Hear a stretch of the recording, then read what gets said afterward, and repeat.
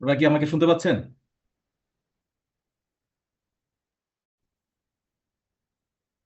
আমাকে শুনতে পাচ্ছেন আপনারা? জি, শুনতে পাচ্ছি। ওকে।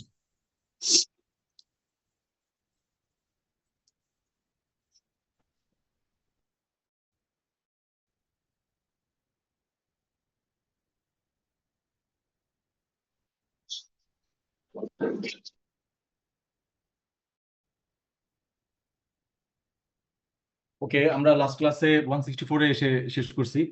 তো 164 নিয়ে কি কারো কোনো কনফিউশন আছে যারা গত ক্লাস করেছিলেন? সম্প্রতি ওই যে আমাদের রামিসা হত্যাকাণ্ডের 164 ব্যাপক আলোচিত হচ্ছে সবখানে।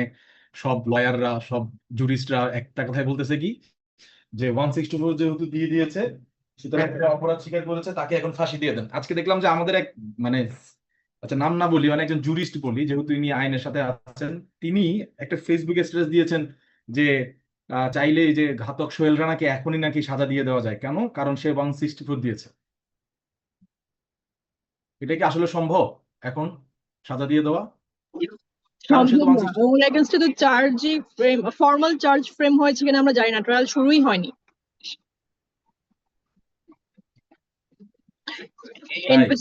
ইনভেস্টিগেশন রিপোর্ট যাবে, তারপর ফর্মাল চার্জ হবে, একটা ট্রায়াল প্রসিজারের মধ্যে দিয়ে যাবে, তারপর কনভিকশন বা যেটাই হয় সেন্টেন্স।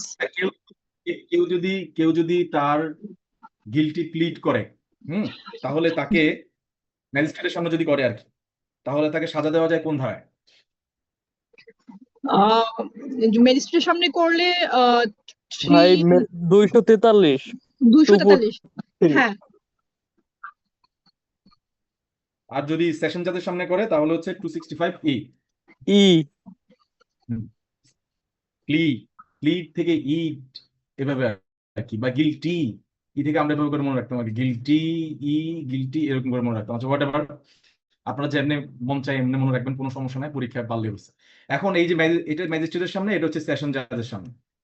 তাদের সামনে যদি কেউ গিলটি প্লিড করে তাহলে তাকে ইনস্ট্যান্ট সাজা দিয়ে দেওয়া যায়। তো আমাদের ওই বিজ্ঞ জুরিস্ট ফেসবুকে স্ট্যাটাস দিয়েছেন, যেহেতু মিস্টার সোহেল রানা 164-এ তার দোষ স্বীকার করেছেন, তাকে এখনই নাকি সাজা দেওয়া সম্ভব। এবং সে বিশাল করে একটা এআই দিয়ে একটা ফটোকার্ড বানায়, তার ছবি টবি সহ দিয়ে, ফোন নাম্বার দিয়ে এটা ব্যাপক প্রচার করতেছে, মানুষ ধুমায় এখানে লাইক শেয়ার করতেছে। এখন আপনারা যারা আইন পড়ছেন, তিনিও আইন পড়ছেন, আপনারা যারা আইন পড়ছেন আপনারা বলেন। হ্যাঁ ভাই, তাকে তো ও at least Recording in progress. Discharge দিতে পারবে বিফোর ফ্রেমিং অফ চার্জ। তো এক্ষেত্রে চাইলেই পারে, কিন্তু এটা ডিসক্রিশনারি পাওয়ার নাকি শুনো শুনো ম্যাজিস্ট্রেটের। শুনো, এই ইয়ামিন সাহেব, আমিও তোমার মতো এরকম উত্তর দিতাম, হ্যাঁ, ভাইবাতে একবার এরকম দিছি। আর বলে যে পারে নাকি পারে না, আপনি কি মানে হচ্ছে জেনে বলছেন নাকি না জেনে বলছেন? আমাকে ডিরেক্টলি প্রশ্নটা করছে হাসান ফারুক সিদ্দিকী স্যার, মানে মানে সাবেক বিচারপতি, প্রধান বিচারপতি এবং সার্ভিস কমিশনের চেয়ারম্যান। লতে মানে মানে হচ্ছে আন্দাজে কোনো উত্তর দেওয়া যায় না। হ্যাঁ, আইদার আপনি প্রভিশন জানেন আর না হলে আপনি জানেন না, এর বাইরে কোনো মানে হচ্ছে হইতে পারে, বা ফিলোসফিক্যাল আলোচনার কোনো সুযোগ নেই এখানে। বুঝে স্যার আমি গেছে? বলি। দাঁড়ান, আপনি কে? নিশি।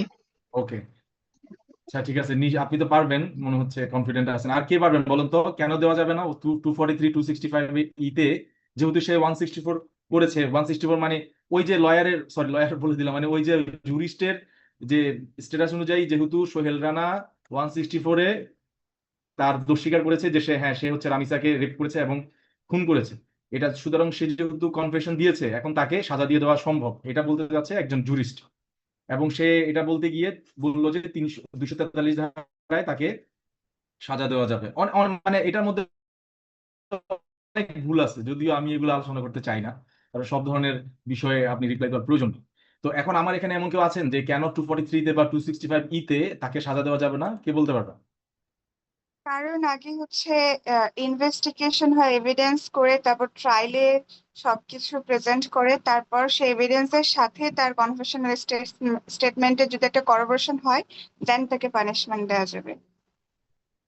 ওকে, পাইলাম একটা অ্যান্সার। আর কে শুনেন, এগুলাই মূলত পড়া, এগুলো দিয়ে যদি আপনার ভিশন ক্লিয়ার হয় তাহলে আপনি জাজ লয়ার সবকিছু হইতে পারবেন। শুধু শুধু আপনার হচ্ছে মানে বইয়ের পর বই পড়ে এমসিকিউ দাগায় প্রিলি রিটেন টিকে, এটার চাইতে বেটার হচ্ছে এই সমস্ত বিষয়গুলোতে পার্টিসিপেট করা, আলোচনা করা, যে আপনার কাছে আইডিয়াটা ক্লিয়ার আছে কিনা। আর কে বলতে পারবেন বলুন তো? আমিও বলি। হ্যাঁ হ্যাঁ, আমি বলি। আপনি একটু পরে বলেন, বাকিদেরকে জিজ্ঞেস করি। আপনি তো নিশি না? হ্যাঁ, আচ্ছা, আপনি একটু পরে বলেন, বাকিদের জিজ্ঞেস করি। জাহিদ, বলো তো, তোমার কাছে কি মনে হয় কেন হবে না?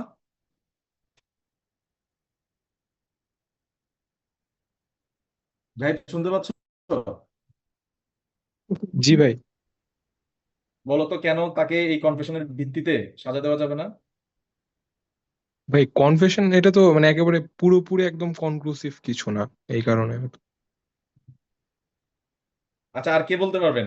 কাছাকাছি যাচ্ছে কিন্তু মেইন আলোচনাটা আসতেছে না। আর কে বলতে পারবেন? খুবই ইজি। আপনাদের সবার সামনে সিআরপিসি আছে? সিআরপিসি আছে? সিআরপিসি নাই? আচ্ছা স্যার। আমি বলছি না, আমার ক্লাস করার সময় ল্যাপটপে ক্লাসটা ওপেন করবেন, সামনে সিআরপিসি বেয়ার একটা রাখবেন, খাতা কলম নিয়ে বসবেন। আর কোন একটা অসাধারণ নোট হয়ে 243 কথা যেটা আমি বলতেছি, এখানে এই চ্যাপ্টারের নাম বই বলেন।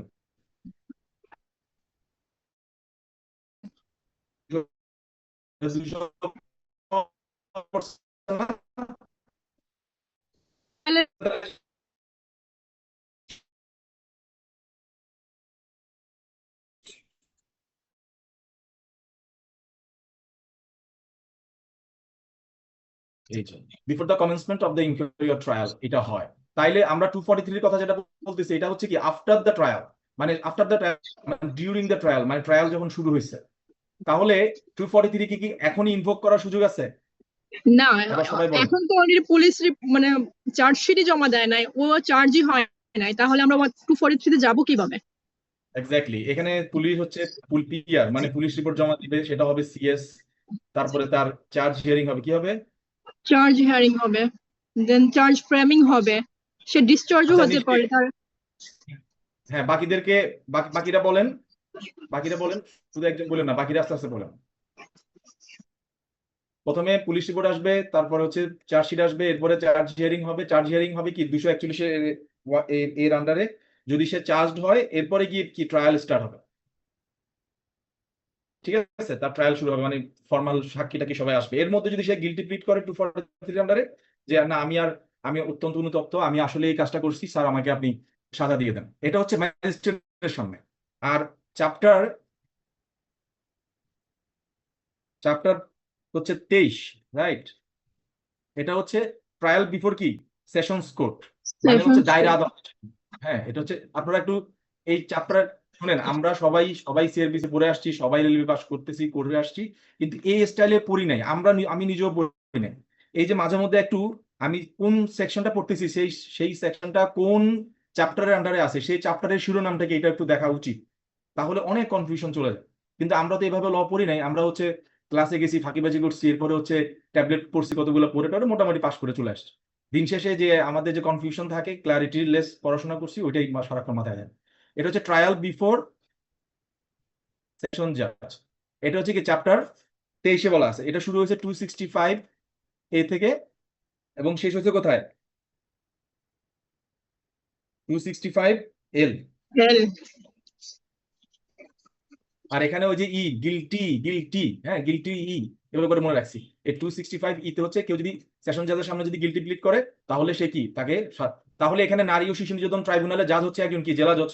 সুতরাং এটা উনি একজন সেশন জাজ, রাইট? তাহলে এটা কি চ্যাপ্টার 20-এর আন্ডারে আসবে নাকি চ্যাপ্টার 23-এর আন্ডারে যাবে? কিসের আন্ডারে যাবে? কথা চ্যাপ্টার বলেন। 23-এর আন্ডারে যাবে। হ্যাঁ, 23-এর আন্ডারে যাবে। সুতরাং এই 23-এর আন্ডারে 265 তে যদি সে গিলটি প্লিড করে, তাহলে তাকে সাজা দিয়ে দেওয়া যাবে। কিন্তু 164 এর পরে এই স্টেজে তাকে সাজা দেওয়ার সুযোগ নাই, কারণ এখনো তার ট্রায়ালই শুরু হয় নাই। আর আমরা যে দুইটা সেকশন নিয়ে আলোচনা করতেছি, 243 এন্ড 265, এগুলো হচ্ছে ট্রায়াল শুরু হওয়ার পরে। ক্লিয়ার? সবাই বুঝতে পারছেন? খুবই সূক্ষ্ম একটা বিষয়, এইভাবে করে ল জানতে হবে, রাইট?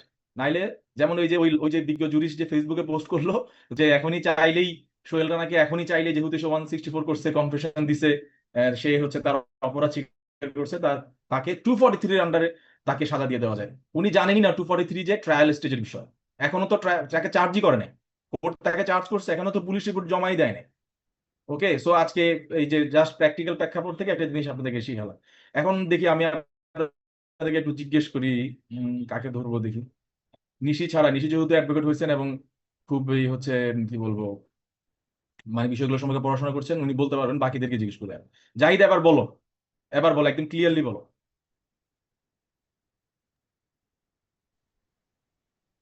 ভাই আপনার হচ্ছে 164 এর আন্ডারে হচ্ছে দেয়া যাবে না, কারণ হচ্ছে 164 হচ্ছে প্রি ট্রায়াল স্টেজের একটা বিষয় সাবজেক্ট, আর হচ্ছে 265 যেটা সেটা হচ্ছে যখন হচ্ছে ট্রায়াল শুরু হয় তারপর যখন হচ্ছে গিল্ট প্লি করে এটা। সো হচ্ছে এই মানে প্রি ট্রায়াল একটা দিয়ে এভিডেন্স দিয়ে ওটা হচ্ছে আপনার ডাইরেক্ট সরাসরি শাস্তি দেওয়া যাবে না। এক্স্যাক্টলি, 164 কিন্তু কোনো চার্জ না, ঠিক আছে, কিন্তু সে যখন চার্জ হবে মানে তার বিরুদ্ধে যে অভিযোগটা আনা হয়েছে সেটা সেটা যখন তাকে যখন অব্যাহতি দেওয়া হবে না, তার বিরুদ্ধে অভিযোগটা যখন আনা হবে এবং কোর্ট যখন তার বিরুদ্ধে ফর্মাল চার্জ গঠন করবেন, এরপরে সে যদি ওই চার্জকে কবুল করে, বুঝে গেছে গিলটি প্লিড মানে কি?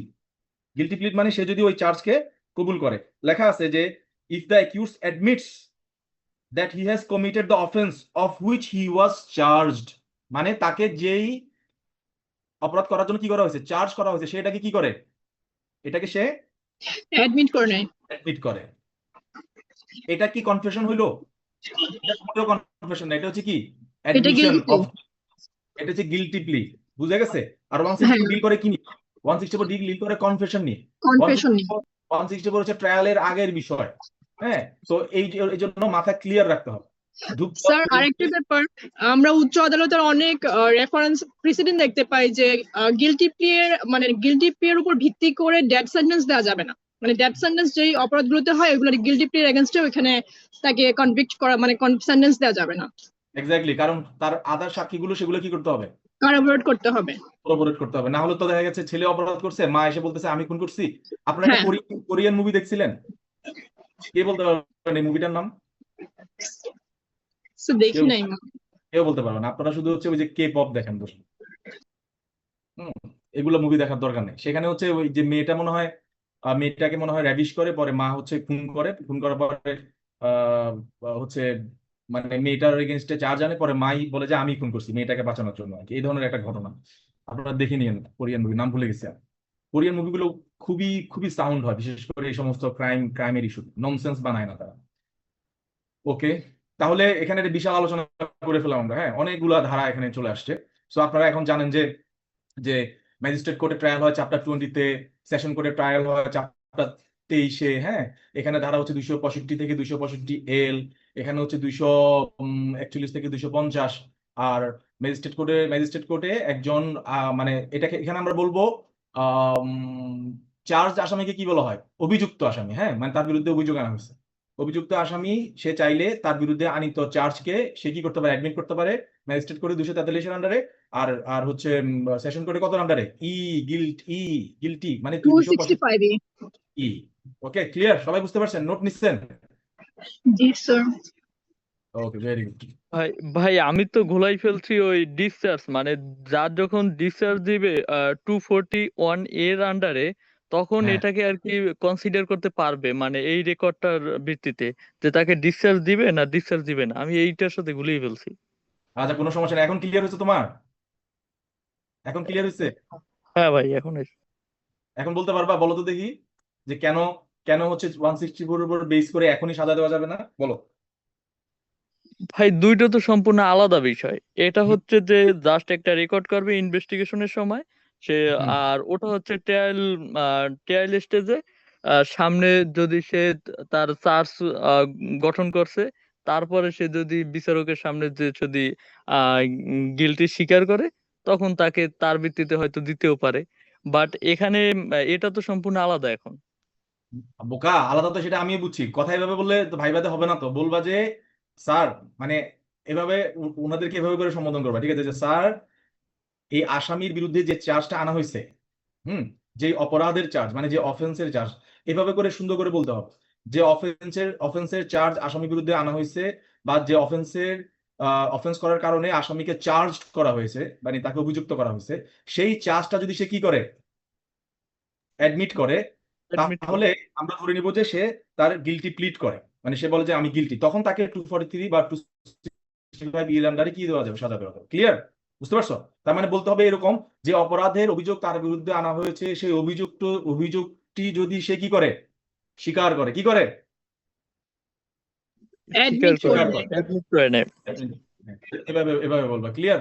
এভাবে মানে কিছু বিষয় আছে, মানে আহ, আইনের আইনের উত্তর দেওয়ার ক্ষেত্রে কিছু বিষয় আছে, সেভাবে করে উত্তরগুলো দিতে হবে। আশা করি সবাই বুঝতে পারছেন, আর বাসায় একটু ভাই প্র্যাকটিস আমার করলে একটা বাকিটা বুঝতে কোশ্চেন পারবেন। ছিল। হ্যাঁ, বলো। ভাই এটা মেবি মানে স্যার বলছিল, কোন স্যার মনে নাই, কোন একটা ক্লাসে, যে হচ্ছে যে আপনার যে স্বীকার করে নেওয়া যায় 265 এর আন্ডারে, তো স্বীকার করে নিলেও নাকি হচ্ছে হ্যাঁ, যার সাথে সাথে দায় দেয় না, মানে ইয়ে হচ্ছে শাস্তি দেয় না, মানে ট্রায়াল মেবি অ্যালাউ করে, কারণ হচ্ছে অন্য কেউ খুন করে আসছে, সে আসে স্বীকার করে নিল। তো এই যে আপনি যেটা বললেন মুভি রেফারেন্স, এটার এটা তো ক্ষেত্রে কি? এটা তো একটু আগে নিশি উত্তর দিল তো এটা। হ্যাঁ, শুধুমাত্র গিলটি প্লিড করলেই। আমি তাহলে তোমাদেরকে একটা বিষয় বলি, তোমরা জজ মিয়া কিছু না, জজ মিয়া, ইয়ামিন হাওলাদার, জজ মিয়া বলতেছে আমি গ্রেনেড মারছি, তখন কারণ সে সব দায় তার উপর নিচ্ছে, তো তখন তাকে বলা হলো যে দেখি একটা গ্রেনেড কেমনে মারে, তো সে গ্রেনেডটা এমনি করে ছুঁড়ে মেরে দিচ্ছে, পিনও খুলে নাই, মানে এখনো পিন না খুলে মেরে দিচ্ছে, তার মানে কি জজ মিয়া গ্রেনেডটা মারছে আসলেই?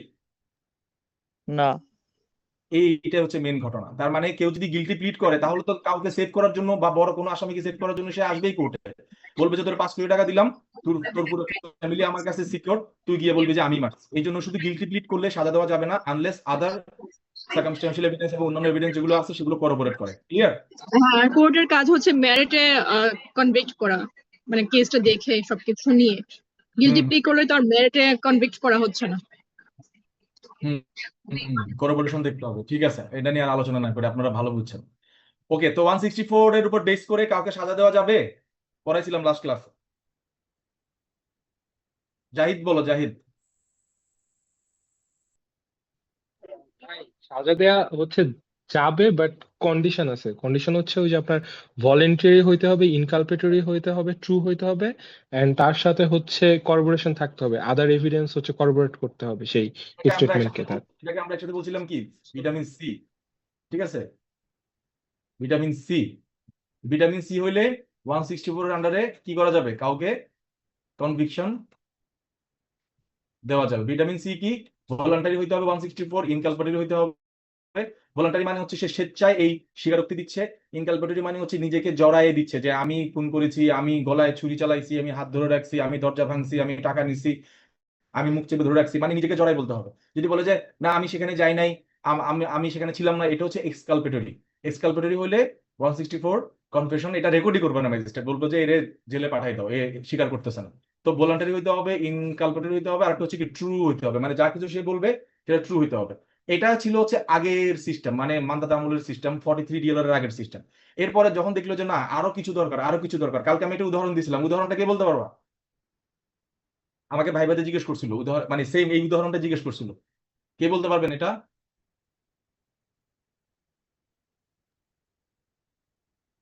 উদাহরণটা কে বলতে পারবেন?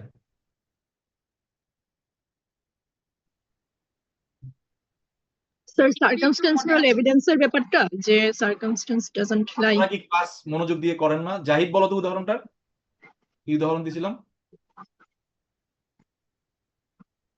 ভাই মনে পড়তেছে না এই মুহূর্তে। আচ্ছা তাইলে এখন এখন ভালো মতো দেখো, এরপরে সবাইকে জিজ্ঞেস করবো।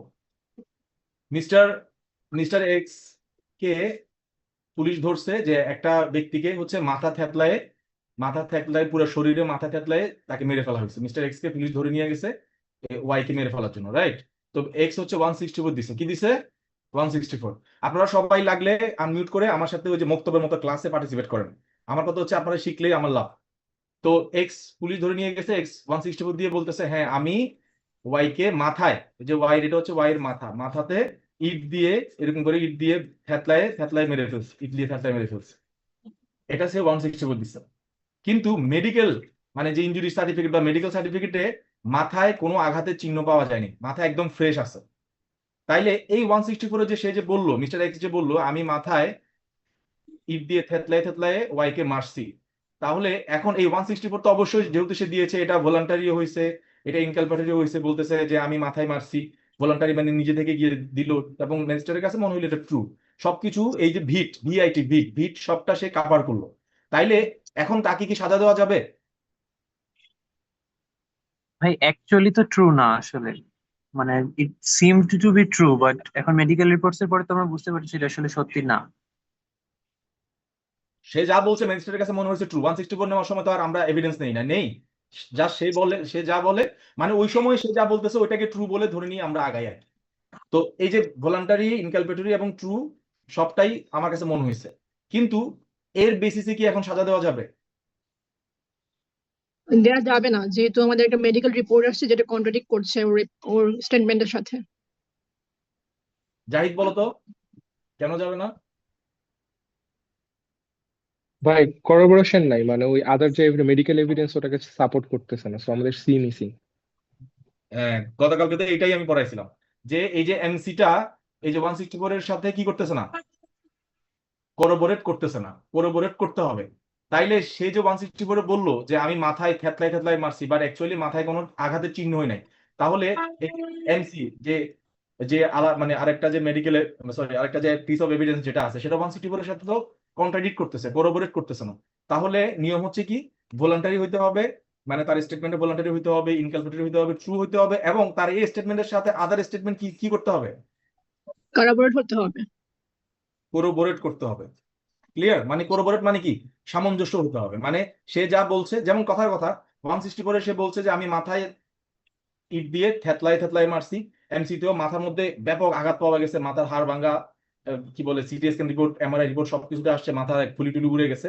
তাহলে এখন এখানে কোরোবোরেট করছে নাকি কন্ট্রাডিক্ট করছে? কন্ট্রাডিক্ট। কারাবরট করেছে। একজনও কোনো মনোযোগ দিয়ে শুনতেছে না, এখানে কোরোবোরেট করতেছে, মিলতেছে। তাহলে এখন কি সাজা দেওয়া যাবে? যাবে স্যার। জি ভাই। হুম।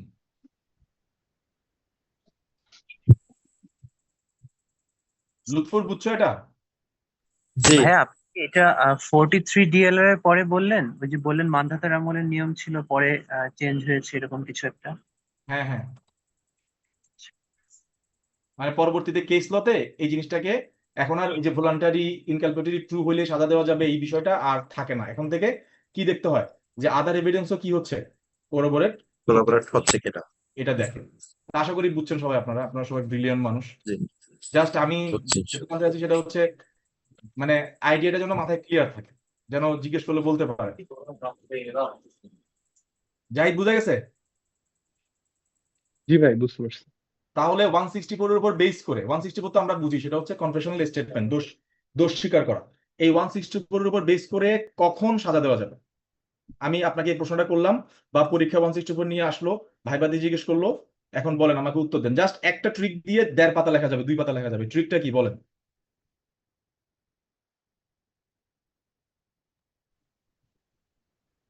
সেই শর্টকাটটা কি? ভিআইটি কে ফার্স্টে লিখবো, তারপর কারাবরেশন। আরে ভাই আমি এটা ভিটামিন সি। শুনেন, আপনারা এত আনস্মার্ট কেন? আপনাদেরকে আমি একটা জিনিস শিখাই দিলাম, সেটা বলেন। হ্যাঁ ভাই ভিটামিন সি, হ্যাঁ, এটা বলতে এনাফ। ভিটামিন সি বলেন, ভিআইটিসি আলাদা ভাবে বলা দরকার নাই, ভিটামিন কি সি। ট্রিক শিখাই দিছে তো আপনাদেরকে, ভিটামিন সি দিয়ে সবটা লিখে চলে আসবে। প্রথমে একটু যারা হচ্ছে ওই চিঠি লিখতে চান তারা প্রথমে বিআইটি দিয়ে লিখবেন, পরে বলবেন যে লেটেস্ট ডেভেলপমেন্ট অফ প্রেসিডেন্ট আমরা দেখতে পাচ্ছি যে এখন থেকে অন্যান্য সার্কামস্টেন্সিয়াল এভিডেন্স গুলো এই স্টেটমেন্টের সাথে কি করতে হবে, কোলাবোরেট করতে হবে, ওই করে লিখে দিয়ে চলে আসবে। হ্যাঁ ভাই মক্কেলের সামনে বললে যে ভিটামিন সি, বলবে যে আমার উকিল ডক্টর হয়ে গেছে। তো তুমি মক্কেলের সামনে বলতে যাবে কেন? এটা তোমার মক্কেল জিজ্ঞেস করবে? হ্যাঁ, মক্কেলের সামনে কিছুই বলা যাবে না, মক্কেলকে কোনো সূত্রই শেখানো যাবে না, ঠিক আছে? ইয়ামিন তো মনে হয় প্র্যাকটিস করবা মনে হচ্ছে, তোমার যা অবস্থা দেখতেছি। ওকে, 164 আমরা এখানে শেষ করলাম। শুনেন, আমি আপনাদেরকে একটু বকাঝকা দিয়ে পড়াইতেছি, এটা আসলে আমার কোনো বেনিফিট না, মানে আমার কথা হচ্ছে আপনাদের মাথায় থাকলেই আমার আমার লাভ। আপনারা জাজ হন, লয়ার হন, ভালো কিছু করেন, এতে আমরা সবাই মিলে খুশি হব। তো এইটা 164 আপনাদেরকে দেখাইছিলাম। 164 লেখার সময় আপনারা হচ্ছে সিআরআরও আছে না, সিআরআরও 78 এবং 79 এই দুইটা রুল সেখানে লিখে দিবেন। গতকালকে আমাকে একজন প্রশ্ন করছিল যে 3 ঘন্টা যে সময় দিতে হয় এটা কোথায় বলা আছে? এটা বলা আছে 79(4)-এ। কোথায় বলা আছে? এই যে দেখ, এই যে পাইছেন 79(4), এই যে 2 অথবা 3 ঘন্টা, হ্যাঁ তাকে দিতে হবে। 79টা কিসের? সিআরআরও। কিসের সিআরআরও মানে কি? নিশি বলুন তো, সিআরআরও মানে কি? রুলস, ক্রিমিনাল প্রসিজারের রুলস, কিন্তু এটা আমি পারছি না সবটা। ক্রিমিনাল রুলস এন্ড অর্ডার্স লেখেন হ্যাঁ খাতার মধ্যে, লেখেন criminal rules and orders, CRRO, criminal rules and orders. আর সিআরও মানে কি? Civil rules and civil orders. Rules and orders. এগুলো জানতে হবে। এগুলো না জানলে তো আপনি পরীক্ষা রিটেনে এগুলো লিখতেই হবে। এখন যে যুগ আসছে, সবাই ব্রিলিয়ান্ট, সবাই বিভিন্ন কোচিং সেন্টারে পড়ে ভালো ভালো টিচারের কাছে, সবাই ব্রিলিয়ান্ট। তো সেখানে টিকতে হলে আপনাকে এগুলো লিখতে হবে।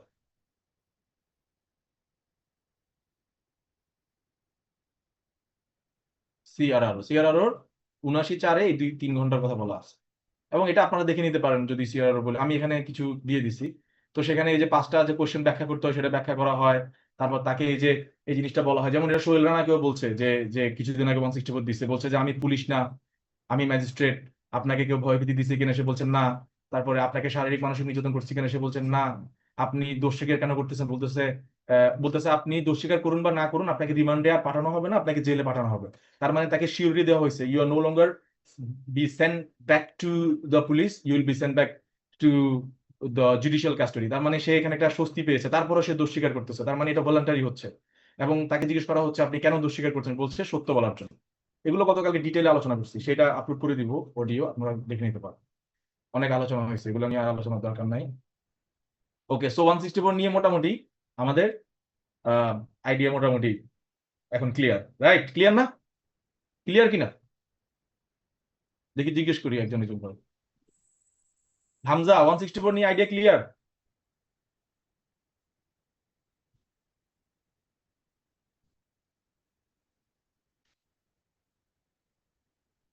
লুৎফর, বুঝছো? জি ক্লিয়ার। ওকে, এবার আমরা চলে আসবো হচ্ছে পুলিশ দিয়ে তল্লাশি যেটা করে, সার্চ করে যেটা, সেটা হচ্ছে এটা মানে অতটা ইম্পর্টেন্ট না, বাট তারপরে ইম্পর্টেন্ট। কারণ যখন আপনি এই মধ্যে ঝামেলার মধ্যে পড়বেন, আপনার বাসায় পুলিশ আসতেছে, বা আপনি হঠাৎ করে পরীক্ষায় চলে আসলো, বা কোনো ক্লায়েন্ট এগেনস্টে হচ্ছে সার্চ ওয়ারেন্ট হলো, তখন কিভাবে কি করবে এটা একটু জানা দরকার আছে। বলা হচ্ছে পুলিশ যখন তদন্ত করবে, তদন্ত করে হচ্ছে 156-এর আন্ডারে, 1555-এর আন্ডারে তদন্ত করবে, তখন এনিথিং নেসেসারি, এটা মনে রাখবে যে মামলা তদন্তের স্বার্থে যা কিছু প্রয়োজন এমন কিছু উদ্ঘাটন করার জন্য তিনি তদন্ত করতে, সার্চ করতে পারেন এনি প্লেস, যে কোনো জায়গায়। এবং এটা কেন করবেন? কারণ ডিলে করলে সেটা হারিয়ে যেতে পারে, আলামত নষ্ট হয়ে যেতে পারে। এবং তদন্ত মানে সার্চ করার আগে অবশ্যই তিনি গ্রাউন্ডসটা লিখে নেবেন, এবং যে জিনিসটা সার্চ করবেন সেটাও তিনি তার ডায়েরিতে লিখে রাখবেন। তবে কোনো ব্যাংকের অ্যাকাউন্ট সার্চ করা যাবে না। কি বলছি? কোনো ব্যাংকের অ্যাকাউন্ট সার্চ করা যাবে না, যেটা ব্যাংকের কাস্টডিতে আছে এমন কোনো অ্যাকাউন্ট সার্চ করতে পারবে না। তবে সার্চ করতে পারবে যদি সেই অফেন্সটা রিলেটেড হয় 403, 406, 408। তার মানে 403, 406, 408, 409 এবং 421, 424 বা 465 থেকে 477, এই ধরনের অপরাধগুলোর ক্ষেত্রে যদি সেটা ব্যাংক রিলেটেড হয়ও, সেখানে তিনি পুলিশ সার্চ করতে পারবেন। তার মানে আপনারা সহজে বুঝেন যে ব্যাংক রিলেটেড কোনো কিছু পুলিশ সার্চ করতে পারে না। তবে মামলাটা যদি হয় কি 403, 406 এই মানে এই ধারাগুলো রিলেটেড, তাহলে পারে। এবং সেক্ষেত্রে অবশ্যই কার অনুমতি লাগে? দায়রা জাজের অনুমতি লাগে। ওকে, তো আমরা একটু সেই ধারাগুলো একটু দেখে নিই। হ্যাঁ, যেমন ধরেন 403-এ আসতে হচ্ছে ডিসঅনেস্ট মিসঅ্যাপ্রিবিউশন অফ প্রপার্টি, মানে অন্য সম্পত্তি অসৎভাবে যদি আপনি নিয়ে নেন, আত্মসাৎ করেন। যেমন কেউ ভুল করে আপনার বিকাশে টাকা পাঠাইছে, আপনি সেটা জেনে ফেরত দিলেন। তো আপনি কোন অ্যাকাউন্টে টাকা পাঠাইছে সেই অ্যাকাউন্টটা খোঁজার জন্য এখন যদি ব্যাংকে যায়, ব্যাংক কি বলতে পারবে যে আপনাকে এটা দিব না? বলতে পারবে? বলতে পারবে? পুলিশ কর্মকর্তা কি ব্যাংক বলতে পারবে যে এটা ব্যাংকার্স বুকস এভিডেন্স অ্যাক্টের আন্ডারে, আপনি চাইতে পারেন না? এটা কি বলার সুযোগ আছে? নাই, যদি সুযোগ নাই, যেহেতু রাইট, মামলাটা 403 সেকশন। তার মানে 403, 406 মানে এখানে যা যা আছে আমি আপনাদের জন্য এখানে লিখে দিচ্ছি, একটু খেয়াল করেন। তারপর ক্রিমিনাল ব্রিচ অফ ট্রাস্ট, এটা নিয়ে প্রচুর মামলা হয়, মানে ম্যাক্সিমাম প্রতারণার মামলা বা টাকার মামলা এটার আন্ডারে হয়, 99% মামলা এটার আন্ডারে হয়। এটা হচ্ছে ক্রিমিনাল ব্রিচ অফ ট্রাস্ট। আপনি কাউকে বিশ্বাস করে টাকা দিলেন, সেই টাকাটা মেরে খেয়ে ফেলুন। এরপর হচ্ছে যদি আপনার কোনো ক্যাশিয়ার বা সার্ভেন্টে কাজটা করে, এটা হচ্ছে অ্যাজ জেনারেল যে কেউ করলে। আর এটা যদি ক্যাশিয়ার বা সার্ভেন্ট করে 408। তারপরে যদি কোনো গভর্নমেন্ট অফিসার করে 409। এই জন্য দুর্নীতি দমন কমিশনের মামলাগুলো 409 থেকে যায়। তারপর হচ্ছে 421, যদি পাওনাদারকে ঠকাতে আপনি সম্পত্তি লুকিয়ে ফেলেন। খেয়াল করে দেখেন, এগুলো সব কিছুর সাথে ব্যাংকের একটা অ্যাকাউন্ট জড়িত না, টাকা পয়সার বিষয় জড়িত না, কারণ টাকা রাখে জি কোথায়? টাকা রাখে ব্যাংকে। ব্যাংকে। Very good. এই জন্য এই রিলেটেড যদি মামলা হয়, যেমন 422, পাওনাদারের টাকা আদায় ঠেকানোর জন্য প্রতারণামূলক কাজ, ইচ্ছা করে সম্পত্তি গোপন করে দেউলিয়া সাজা, এগুলো অহরহ ঘটে। তারপর ফোর্জারি করতেছে। তারপর এই যে ধারাগুলো কেন লিখছি জানেন? যে ধারাতে ফ্রিকুয়েন্ট মামলা হয় সেই ধারায় কিন্তু পরীক্ষায় আসে। কারণ যে জজ সাহেব বা যে জুরিস্ট প্রশ্নগুলো করতেছে, তিনি এমন ধারাই দিবেন যে ধারাটা রেগুলারলি কোর্টে প্র্যাকটিস করা হয়। এই ধারাগুলো নিয়ে রেগুলার মামলা হয় কোর্ট। যেমন মূল্যবান দলিল, উইল, চেক ইত্যাদি জাল করা। আপনি যে কারো চেক জাল করলেন, ধরেন একটা চেকে তার সাক্ষ্য নিয়ে নিলেন, এটাও কিন্তু চেক জাল করা। বা সরি, সাক্ষ্য নিলেন না, সাক্ষ্য নিজে করে দিলেন ওখানে, এটাও জাল। তারপরে প্রতারণার উদ্দেশ্যে জালিয়াতি, হ্যাঁ। তারপরে হচ্ছে প্রতারণামূলক বা ভুয়া সম্পত্তি দলিল হস্তান্তর করা। 424, এগুলো একটু রেকর্ডিংসে থাকবে, আপনারা, আমি আস্তে আস্তে স্লোলি যাচ্ছি, আপনারা একটু দেখে নিন। জাল দলিল, ফোর্স ডকুমেন্ট, তারপরে ফোর্জারি, জাল কাগজ তৈরি করা, তারপর হচ্ছে জাল সিলমোহর বানানো, জাল মার্কআপ বানানো, সিল রাখা, নকল সিল, জাল টাকা বানানো, জাল নথি বানানো। ধরেন কোনো একটা ছেলে যদি কোনো একটা মেয়ের নামে একটা ভুয়া কাবিননামা বানায়, সেক্ষেত্রে কিন্তু এই ধরনের মামলা হতে পারে।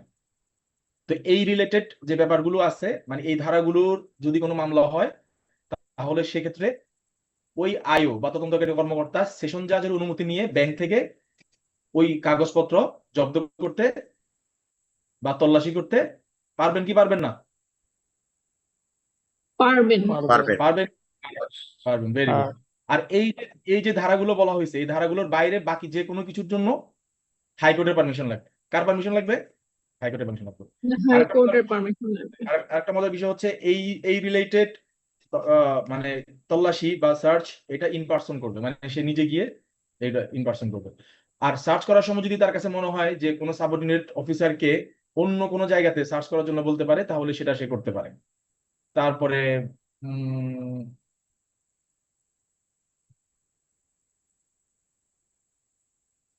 সার্চ করার সময় বাড়ির যে ওনার আছে তাকে সাথে রাখতে পারে। হুম।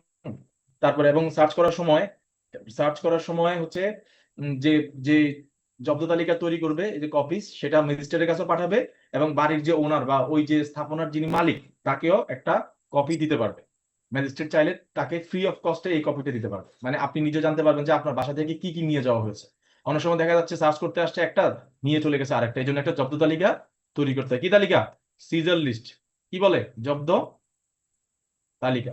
সেখানে ওই আইও স্বাক্ষর করবে, এবং পারলে বাড়ির মালিকের স্বাক্ষর নিবে, বা আরো 2জন সাক্ষীর স্বাক্ষর নিবে।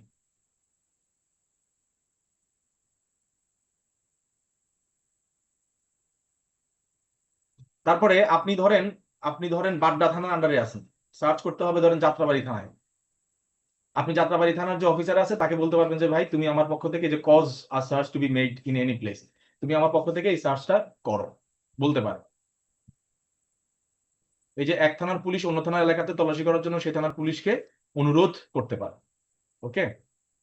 আর যদি পুলিশের কাছে মনে হয় যে না, মানে দেরি হয়ে যাচ্ছে, হ্যাঁ, আমি যদি এখন অনুরোধ পত্র বা রিকুইজিশন পত্র পাঠাই, তাহলে আসামি জিনিসটা নষ্ট করে ফেলতে পারে, তাহলে ওই বাড্ডা থানার অফিসার সরাসরি যাত্রাবাড়িতে থানায় এসে নিজেই কি করতে পারবে? সার্চ করতে পারবে। এই যে অ্যানাদার পুলিশ স্টেশনে এসে সে কি করতে পারবে? সার্চ করতে পারবে। এই যে যদি দেরি হলে প্রমাণ নষ্ট বা লুকিয়ে ফেলার আশঙ্কা থাকে, তাহলে পুলিশ অন্য এলাকাতে নিজে তল্লাশি করতে পারবে। তার মানে আপনাদের মনে এখন প্রশ্ন জাগতে পারে বা পরীক্ষায় আসতে পারে, এক থানার পুলিশ অফিসার বা তদন্তকারী কর্মকর্তা আরেক থানায় গিয়ে তল্লাশি করতে পারেন কিনা? উত্তর কি হবে?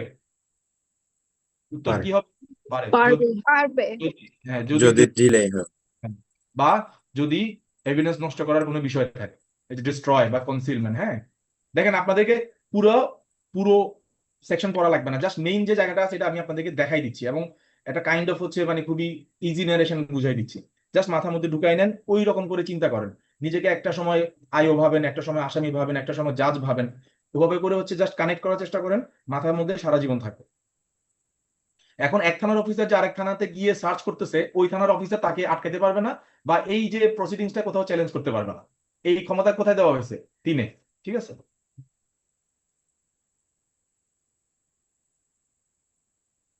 এই যে এক এক থানার অফিসার যে আরেক থানায় তল্লাশি করতে গেল, সেখানে সে পরবর্তীতে একটা নোটিশ দিয়ে দিবে ওসিকে যে স্যার আমি আপনার এলাকায় গিয়ে সার্চ করে আসছি স্যার, কারণ সেখানে আমি যদি তৎক্ষণাৎ না যেতাম বা আসামিরা হচ্ছে আলামত নষ্ট করে ফেলতো, এবং অবশ্যই নিয়ারেস্ট ম্যাজিস্ট্রেটকে বিষয়টা জানাইতে হবে।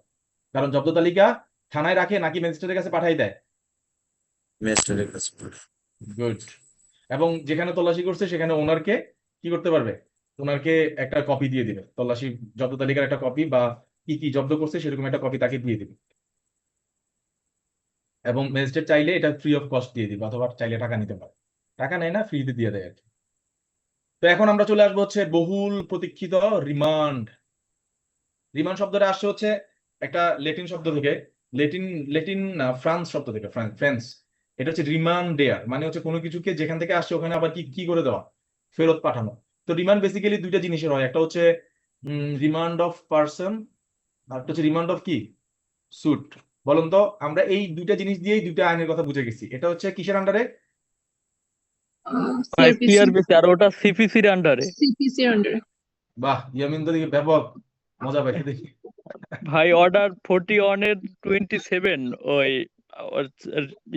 সিপিসি। Order 41 23 remand. রিমান্ড। ঠিক আছে, সেই রিমান্ডে আমরা চলে আসতেছি। সমস্যা নেই, আমরা ভুল টুল করে শিখবো, একবার মুখস্থ থাকলেই হয়েছে। আমি এই জন্য হচ্ছে ব্রিলিয়ান্ট মানুষদের সাথে সবসময় ক্লাস করতে পছন্দ করতাম, যাতে করে আমি ভুল করলে ওদের কথায় আমি যেন মানে শুধরাইতে পারি। ওকে, এখন দেখেন কি বলা হচ্ছে, procedure when investigation can not be completed in 24 hours. সবসময় আগে হেডিংটা দেখবেন, এখানে কোথাও রিমান্ডের কথা বলা হয়েছে? বলা হচ্ছে 24 ঘন্টার মধ্যে যদি তদন্ত কার্যক্রম শেষ না হয় তখন কি করবেন? খুবই স্বাভাবিক। অনেক সময় তদন্ত কার্যক্রম 1 ঘন্টায় শেষ করা যায়, যে একদম ক্লিন হ্যান্ড, মানে চার্জশিট কিন্তু অনেক সময় 2 ঘন্টার মধ্যেও জমা দেওয়া যায়। কোথাও বলে নাই যে চার্জশিট জমা দেওয়ার জন্য তোমাকে এতদিন দেওয়া হবে। কিন্তু 24 ঘন্টার মধ্যে যদি তদন্ত কার্যক্রম শেষ না হয় তখন কি হবে? তো আমরা চলেন মেন কিওয়ার্ডস গুলো দেখে নিই। তার আগে একটু আমাকে বলেন তো দেখি, আপনাদের একটু মেমোরি রিফ্রেশ করি। রিমান্ড বলতে আপনারা কে কি বুঝেন আমাকে বলেন, আমি জিজ্ঞেস করি দেখি। মানে একদম জাস্ট আপনার নিজস্ব যে আইডিয়া সেটা বলবেন। লাবণী বলুন তো, রিমান্ড বলতে কি বুঝেন? রিমান্ড বলতে বুঝি হচ্ছে যে পুলিশ যখন কাউকে অ্যারেস্ট করবে এবং সেটা যখন তাকে কোর্টে প্রেজেন্ট করা হয়, তখন সত্য স্বীকারোক্তির জন্য যে পানিশমেন্ট গুলো তাকে দেওয়া হয়, সেটাই হচ্ছে রিমান্ড। এটা কি আপনি নিজে থেকে বলছেন? জি, মানে যে সে যেটা নিজে থেকে হচ্ছে ইজিলি স্বীকার করে না, তখন আর কি। আচ্ছা, আচ্ছা ঠিক আছে, বলছেন, গুড। এভাবে বলতে বলতে অভ্যস্ত হইতে হবে, ভাইবাতে কথা বলতে হবে। আচ্ছা, আপনাকে জিজ্ঞেস করি, আচ্ছা আর কেউ যদি এমনিতে বলেন, কারণ আপনাদের নাম বললে আপনারা হচ্ছে কথা বলতে চান না। আর আমি কি? একটু আমি একটু বলি তাহলে। হ্যাঁ হ্যাঁ, মেনলি হচ্ছে পুলিশের সাথে যে আসামিকে মানে পাঠানো হবে থানায়, ফেরত ঠিক আছে, পাঠানো হবে। Okay fine. লুৎফুর বল। একজন আসামিকে যে অফেন্সের কারণে হচ্ছে অ্যারেস্ট করা হয়েছে, তাকে, সে যদি ওইটা অস্বীকার করে, তাকে চার্জ গঠন করবার জন্য, তার পরবর্তীতে পানিশমেন্ট দেওয়ার জন্য, তার যে সত্য উদ্ঘাটন করার যে প্রক্রিয়া, বিশেষ করে তার থেকে স্বীকার করে সত্য স্বীকার করবার জন্য তাকে যে বাধ্য করার যে প্রক্রিয়া, এটা মনে হচ্ছে আমার কাছে রিমান্ড। মানে রিমান্ড মূলত আমরা জাস্ট ওই যে বুকিশ নলেজে থাকি। রিমান্ড হচ্ছে কোনো আসামিকে পুলিশ কাস্টডিতে পাঠানো, আর কিচ্ছু জানার দরকার নেই, একদম ইজি, সব সময় ইজি প্লেন ল্যাঙ্গুয়েজে জানবেন। সবাই লেখেন, রিমান্ড মানে কি, আসামিকে 24 ঘন্টার মধ্যে তদন্ত যদি শেষ না হয় তাহলে পুলিশের চাহিদা মতে আসামিকে পুলিশ কাস্টডিতে পাঠানো। কি বলছি? কারণ আমরা যেগুলো প্রচলিত ভাবে দেখি, এগুলো কোথাও আইনে নাই। যেটা আইনে নাই সেটা আপনি বানায় বললে মার্কস পাবেন না এবং আপনাকে ধরবে। রিমান্ড হচ্ছে 24 ঘন্টার মধ্যে যদি তদন্ত কার্যক্রম শেষ না হয়, পুলিশের চাহিদা মতে। পুলিশ কেন নিয়ে যাবে আসামিকে? অবশ্যই তদন্ত করার জন্য, তাই তো? কোনো কিছু ডিসকভারি করার জন্য, বের করার জন্য। সেটা সামনে আসতেছে, আমি আপনাদেরকে দিয়েই কিন্তু নোটগুলো করাবো, সামনে আসতেছে। সো ভয় পাওয়ার কিছু নাই, দেখবেন সামনে আপনি আপনার প্রশ্নগুলো পেয়ে যাবেন।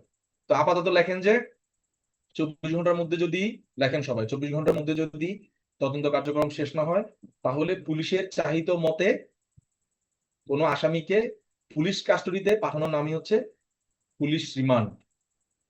মানে যেখান থেকে আসছে ওখান থেকে আবার পাঠাচ্ছে, কাস্টডিতে থানা থেকে আসছে আবার থানায় পাঠাচ্ছে।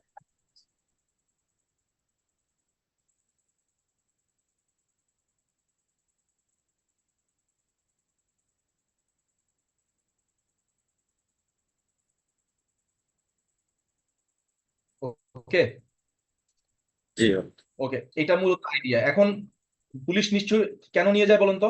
পুলিশ কেন নিয়ে যায়? তদন্ত কার্যক্রম পরিচালনা করার জন্য তো, তাই না? মানে কেন অপরাধটা করছে, কোথায় অস্ত্র রাখছে, হ্যাঁ, কে কে এটার সাথে জড়িত, এগুলো বের করার জন্য তো নিয়ে যায়। মানে মোট কথা হচ্ছে কি জন্য নিয়ে যায়?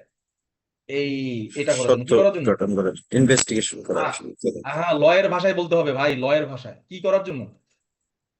ইনভেস্টিগেশন করবে। তদন্ত করার জন্য। করার জন্য, তদন্ত করার জন্য। আপনারা দেখবেন লয়াররা যখন ব্রিফিং করে তারা খুবই বেছে বেছে শব্দ বাছাই করে কথা বলে, কারণ যদি খুব লেমেনের মতো কথা বলে, যারা লয়ার জুরিস্ট আছে এরা হাসে। এজন্য আমাদেরকে লয়ারের মধ্যে কথা বলতে হবে। রিমান্ডে আসামিকে কেন নিয়ে যায়? তদন্ত তদন্ত করার তদন্ত জন্য। করবার স্বার্থে। তদন্ত তদন্তের স্বার্থে। ওই যে স্বরাষ্ট্রমন্ত্রী বা হচ্ছে আইনমন্ত্রীরা যেভাবে বলে বা আইজিরা যেভাবে বলে সেই স্টাইলে কথা বলবে, তদন্তের স্বার্থে তাকে নিয়ে যাওয়া হয়েছে। ওকে, তাইলে আবার আমরা আসি মেইন পড়ায়।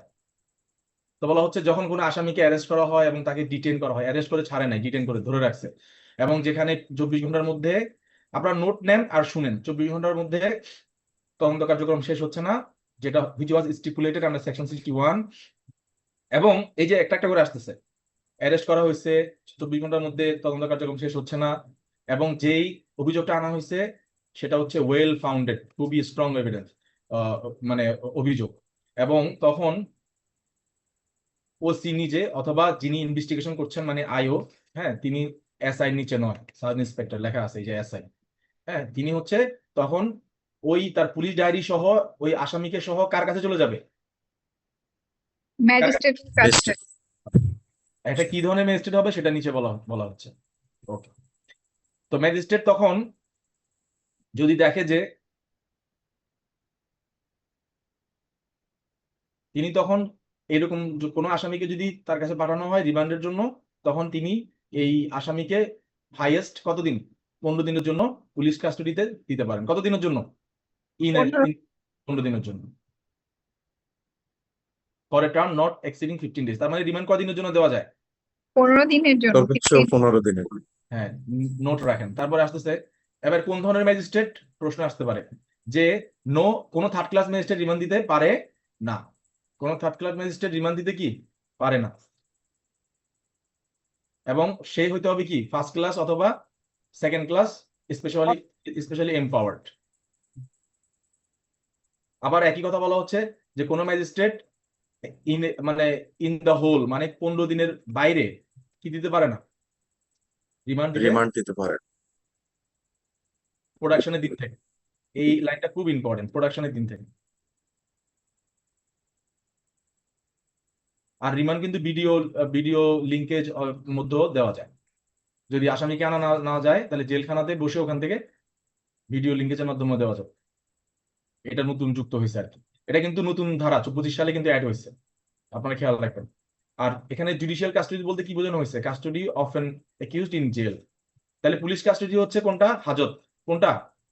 হাজত। আচ্ছা, আপনারা অনেক সময় হাজত এবং জেলখানা গুলাই ফেলেন। হাজত কোথায় থাকে? হাজত বা কি বলে গারদ, কি বলে গারদ কোথায় থাকে? থানায়। আর থানায়। আরেকটা হচ্ছে কি জেল। জেল হচ্ছে জুডিশিয়াল কাস্টডি। তার মানে আপনারা যদি মনে করেন যে কাউকে হাজতে রাখছে, তার মানে কোথায় রাখছে? থানায় রাখছে। কোথায় রাখছে?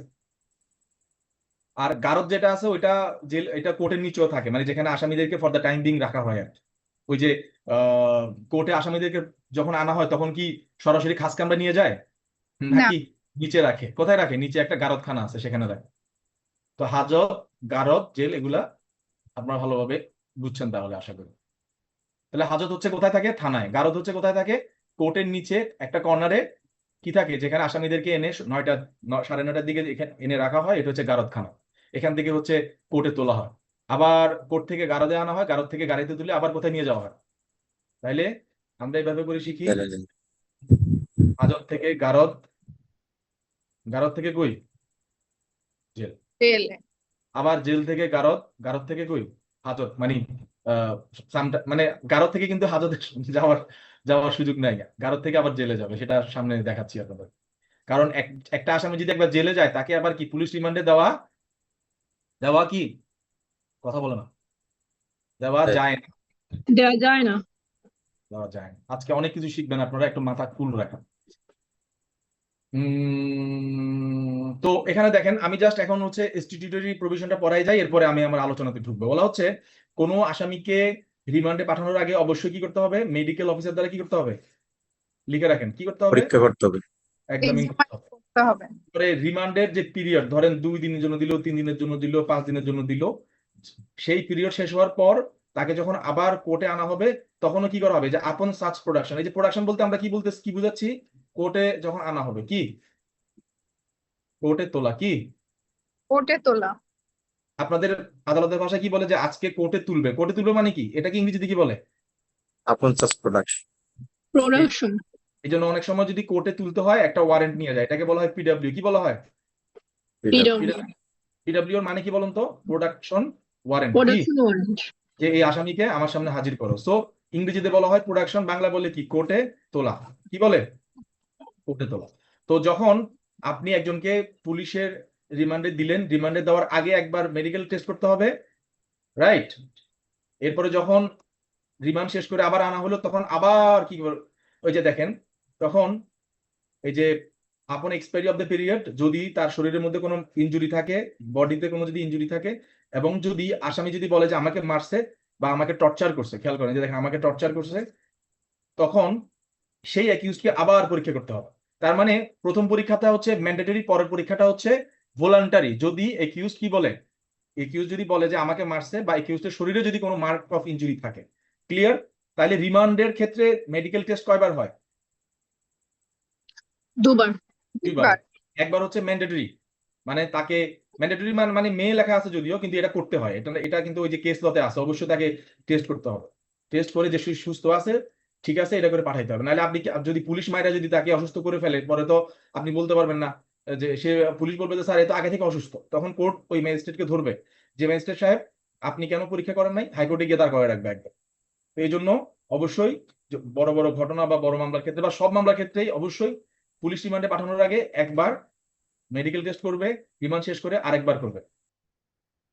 এই একবারটা হচ্ছে অটোমেটিক করবে। আর পরেরটা কি, যদি অ্যাকিউজ কি করে, অ্যাকিউজ যদি বলে যে আমাকে মারছে, অথবা অ্যাকিউজের শরীরে যদি কি থাকে, যখন তার ইনজুরি থাকে, ইনজুরি থাকে, ডট। তো তখন এরকম যদি দেখে, তখন ম্যাজিস্ট্রেট হচ্ছে ওই পুলিশের বিরুদ্ধে আইন অনুযায়ী ব্যবস্থা নিবে, পদক্ষেপ নিতে পারে। ওকে। এবং এই ধরনের যখন কোনো ডিটেনশন দিবে, এখানে কিন্তু একবারও কিন্তু রিমান্ড বলে নাই। এই ডিটেনশনকে আমরা কি বলি, এই যে ডিটেনশনটা, এটাকে বলি আমরা রিমান্ড। তখন তিনি অবশ্যই কেন তিনি রিমান্ড দিচ্ছেন এটা রেকর্ড করে রাখবেন। ওকে। আর যদি কোনো ফার্স্ট ক্লাস ম্যাজিস্ট্রেট বা কোনো এমএম বা কোনো সিনিয়র জুডিশিয়াল ম্যাজিস্ট্রেট রিমান্ড দেন, বা কোনো সেকেন্ড ক্লাস ম্যাজিস্ট্রেট রিমান্ড দেন, তিনি এই রিমান্ডের আদেশটা তার বসকে, সিজেএম মানে চিফ জুডিশিয়াল ম্যাজিস্ট্রেট, অথবা মেট্রোপলিটন এরিয়াতে তার বস হচ্ছে সিএমএম, আপনারা যে সিএমএম কোড বলেন না, এটা হচ্ছে তার কাছে আদেশের একটা কপি পাঠাবে, যাতে করে যেহেতু অনেক চাঞ্চল্যকর ব্যাপার, এই সিজিএম কে বা সিএমএম কে হাইকোর্ট থেকে বা আইন মন্ত্রণালয় থেকে ফোন দিতে পারে যে এই আসামিটা রিমান্ড কেন হয়েছে, যাতে করে তিনি সেটা বলতে পারেন। কারণ একজন সিএমএম বা একজন সিজিএম হচ্ছে ওই কোর্টের শুধু বিচারিক প্রধান নয়, উনি সেটার কি প্রশাসনিক প্রধান। কি প্রধান? এই জন্য তার কাছে একটা আদেশ দিতে হয়, যাতে করে তিনি ওয়াকিবহাল থাকেন, এই যে তদারকি নিশ্চিত করার জন্য। আর যদি সিএমএম নিজেই রিমান্ড দেন, কি দেন, সিএমএম নিজেই দিলেন বা সিজিএম নিজে দিলেন, তখন তিনি কাকে জানাবেন, তার বসকে, সেশনস কোর্ট, দায়রা আদালতকে জানাবেন। তাহলে বুঝতে পারছেন, ফার্স্ট ক্লাস ম্যাজিস্ট্রেট, এমএ বা second class magistrate, senior judicial magistrate একই কথা, তাদের বস হচ্ছে কে, সিএমএম বা সিজিএম। আর সিএমএম বা সিজিএম এর বস হচ্ছে কে, দায়রা আদালত, সেশন জাজ, তাকে কপি দিতে হয়। আর আমরা যেটা বলতেছি সেটা হচ্ছে 120 দিনের মধ্যে, কি 120 ডেজ এর মধ্যে কি করতে হবে, তদন্ত শেষ করতে হবে। তদন্ত শেষ করতে হবে, যদি প্রমাণ করতে এখানে কয়দিন, না ওইটা হচ্ছে 20 ডেজ এর মধ্যে সময় দেওয়া হয়। যদি 20 ডেজ এর মধ্যে প্রমাণ করতে না পারে, তখন হচ্ছে আসামিকে ছেড়ে দিতে হবে। এরকম ছিল, ভুলে গেছি। আচ্ছা ঠিক আছে, আপনাকে জিজ্ঞেস করবো, করলে তখন বললেন। ওকে, এর সামনে দেখেন দ্য ম্যাজিস্ট্রেট এম্পাওয়ার টু, এবার দেখেন 120 দিনের মধ্যে বলা হচ্ছে তদন্ত শেষ করবে। এখন জামিনের বিষয়টা আসতেছে, 167-এ জামিনের বিষয়ে আলোচনা করা হয়েছে। আমরা অনেকে এটাকে ইগনোর করি, মানে রিমান্ডের ধারা এখানে জামিন কেন আসতেছে, অনেকে এটাকে আমি ইগনোর করি, কিন্তু যখন রিমান্ড নিয়ে ব্যাপার স্যাপার আসবে এটা অবশ্যই লিখবেন। খুবই ইজি করে আমি আপনাদেরকে পড়াই দিচ্ছি। একটা হচ্ছে ম্যাজিস্ট্রেট, এটা হচ্ছে বেইল। কে দিতে পারে? ম্যাজিস্ট্রেট দিতে পারে। আর কে দিতে পারে? সেশন জাজ। কে দিতে পারে? ম্যাজিস্ট্রেট কখন দিবে? যদি অপরাধটা কি হয়, যদি অপরাধটা, বলেন, বেইলেবল হয়।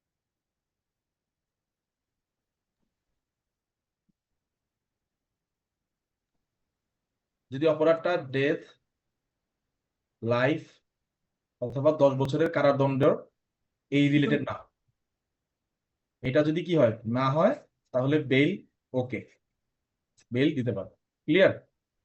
আর সেশনস কোর্ট এর উপরে যা আছে এগুলোতে জামিন দিতে পারে।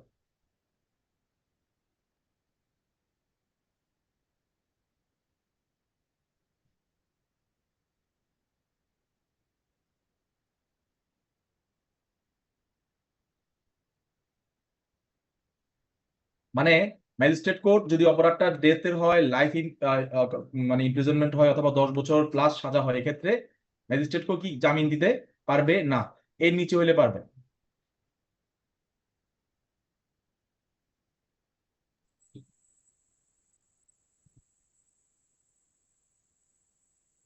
যে নট পানিশেবল, ঠিক আছে, তার মানে এই যে নট, দেন তিনি কি জামিন দিতে পারবেন।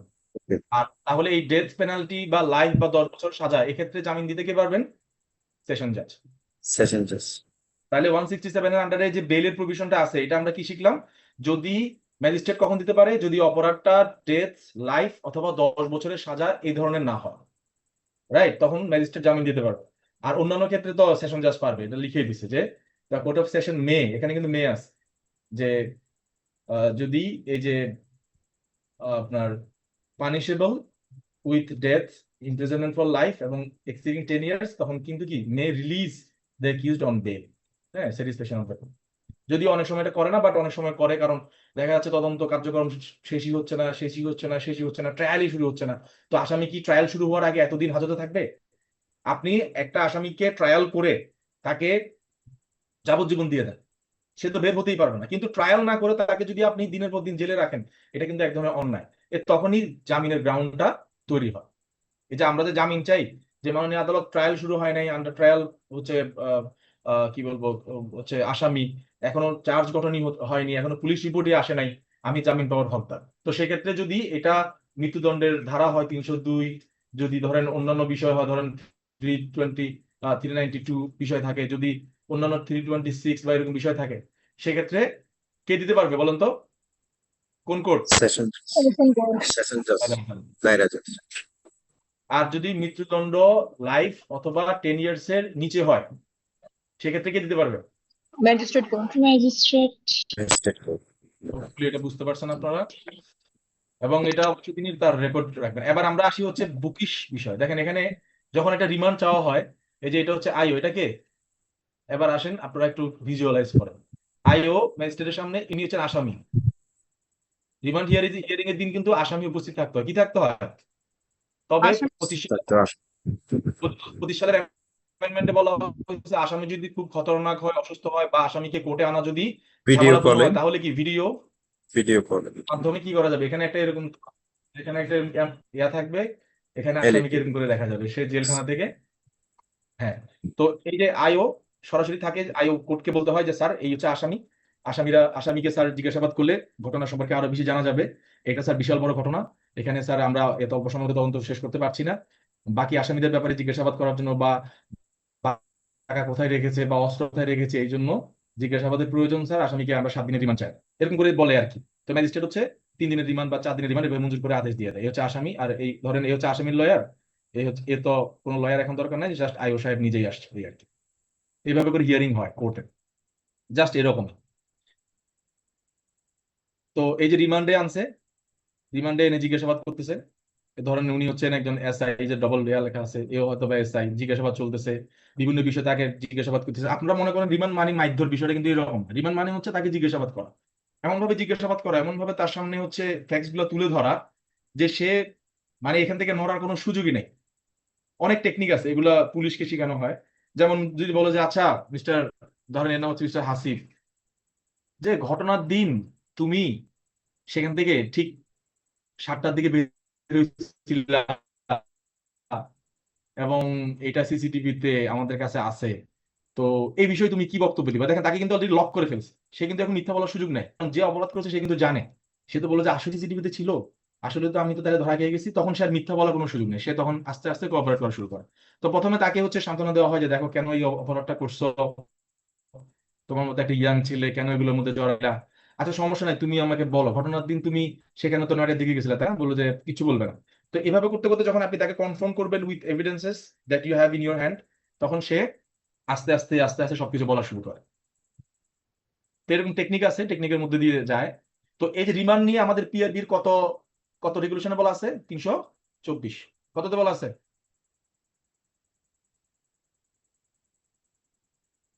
কততে বলা আছে? 324। 324। সবাই লেখেন। 324।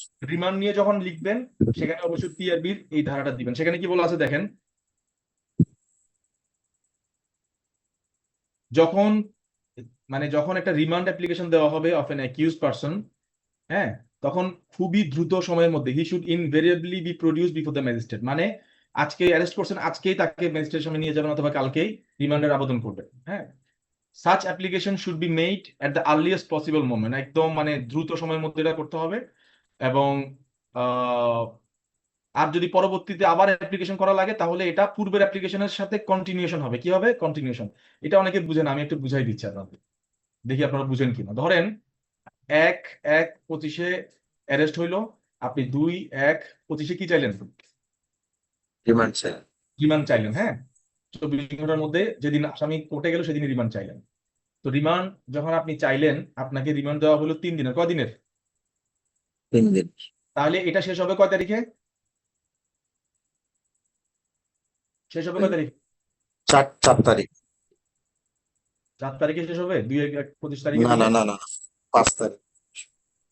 আচ্ছা ধরেন 5/1/25 শেষ হইলো, তাহলে আপনার আপনি তাকে জিজ্ঞাসাবাদ করে কিচ্ছু বের করতে পারেন নাই, আপনার আরো রিমান্ড লাগবে। তাহলে আপনি পরবর্তী রিমান্ডের আবেদনটা কোন দিন করবেন?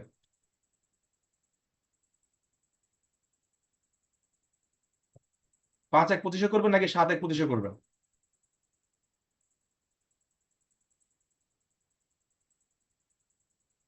বলেন বলেন বলেন, at অ্যান্সার করুন। at earliest possible moment তো সো 5-এই করা উচিত। এখানে হচ্ছে কি বলতো যে পরবর্তী সাবসিকুয়েন্ট অ্যাপ্লিকেশন গুলো কন্টিনিউশন অফ দ্য ফরমার হবে, কন্টিনিউশন অফ দ্য ফরমার। তাহলে এটা হচ্ছে ফার্স্ট অ্যাপ্লিকেশন, এটা হচ্ছে ফার্স্ট অ্যাপ্লিকেশন, আর পরের অ্যাপ্লিকেশনটা কখন হবে? এবং সে ফার্স্ট অ্যাপ্লিকেশনে যে রিমান্ড দেওয়া হলো সেটা শেষ হলো 5/1/25। তাহলে পরবর্তীতে যদি আবার রিমান্ড লাগে, আপনি তো এখনো এখানে 3 দিন হলো না, আপনি তো এখন আর তাহলে 12 দিন নিতে পারবেন। তো সেই পরবর্তী রিমান্ডের আবেদনটা আপনি 5/1/25 করবেন নাকি 7/1/25 করবেন? দেখি বলেন না, আপনারা ভুল করেন না, কোনো সমস্যা নাই, সাহস করে বলেন, একজন বলেন। 5/1/25 থেকে। আচ্ছা ঠিক আছে, 5/1/25 উপরে লক করব। আর আর কে কে আছেন এটার সাথে একমত? জাহিদ বলেন। ভাই 5 তারিখে। ওকে, কারণ এটাকে কি বলতেছি আমরা, এই যে দেখেন এটাকে বলতেছি কন্টিনিউশন। কি বলতেছি? Continuation of former. এক্স্যাক্টলি। এটা এখানে ভুল করা যাবে না। ধরেন আপনি জাজ ম্যাজিস্ট্রেট, আপনি 7 তারিখে আসছে, আপনি রিমান্ড দিলেন, আপনার চেয়ার সহ নড়ে যাবে। বা লয়ার আসছে 7 তারিখ, আইও সাহেব আসছে 7 তারিখে, আপনি ডিফেন্স লয়ার বা আপনি আসামি লয়ার, আপনি হচ্ছে সেই আইওকে একদম ইচ্ছে মতো ধুয়ে দিবেন যে আপনি পিআরবি পড়ছেন নিয়া। পিআরবিতে কি বলা আছে? কি বলা আছে পিআরবিতে? যে পরের অ্যাপ্লিকেশনটা কি হবে? Continuation of the Continuous. Former. তার মানে শেষ হয়েছে, প্রথম রিমান্ড শেষ হয়েছে 5/1/25, আপনি সেদিন আবেদন করবেন। আপনি আবার ওই যে পরবর্তীতে ম্যানেজ হয়ে আবার আপনি 7 তারিখে আসছেন, এটা হবে না। কারণ 5/1/25 যদি রিমান্ড শেষ হয়, আগের রিমান্ড, ওই দিন এই আসামি কোথায় যাচ্ছে বলেন তো? কোথায় যাচ্ছে? ম্যাজিস্ট্রেটের সামনে। পরে কোথায় যাচ্ছে? ম্যাজিস্ট্রেটের বাড়িতে চলে যাচ্ছে? না না জুডিশিয়াল কাস্টডিতে কোথায় জেলে যাচ্ছে? মাথা ক্লিয়ার কেন নাই কেন আপনাদের? জেলে রিমান্ড শেষ হওয়ার পরে কি আসামি আবার থানায় চলে যাবে? তাদের প্রোডাকশন করবে কোর্টের সামনে। পুরা।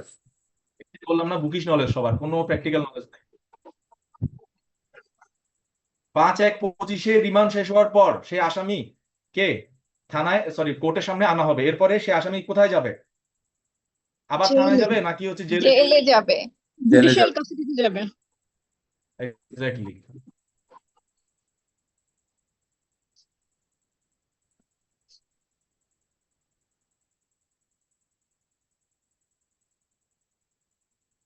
তাহলে যদি সাবসিকুয়েন্ট রিমান্ড অ্যাপ্লিকেশন করতে হয়, এটা যেদিন আগের রিমান্ডটা শেষ হয়েছে সেদিনই করতে হবে। এটাকে বলা হচ্ছে কি কন্টিনিউশন অফ দা ফরমার। ঠিক আছে? তারপরে সবচেয়ে ইম্পর্টেন্ট যে লাইনটা সেটা হচ্ছে এখান থেকে পড়েন। এই জাহিদ এখান থেকে পড়ুন তো।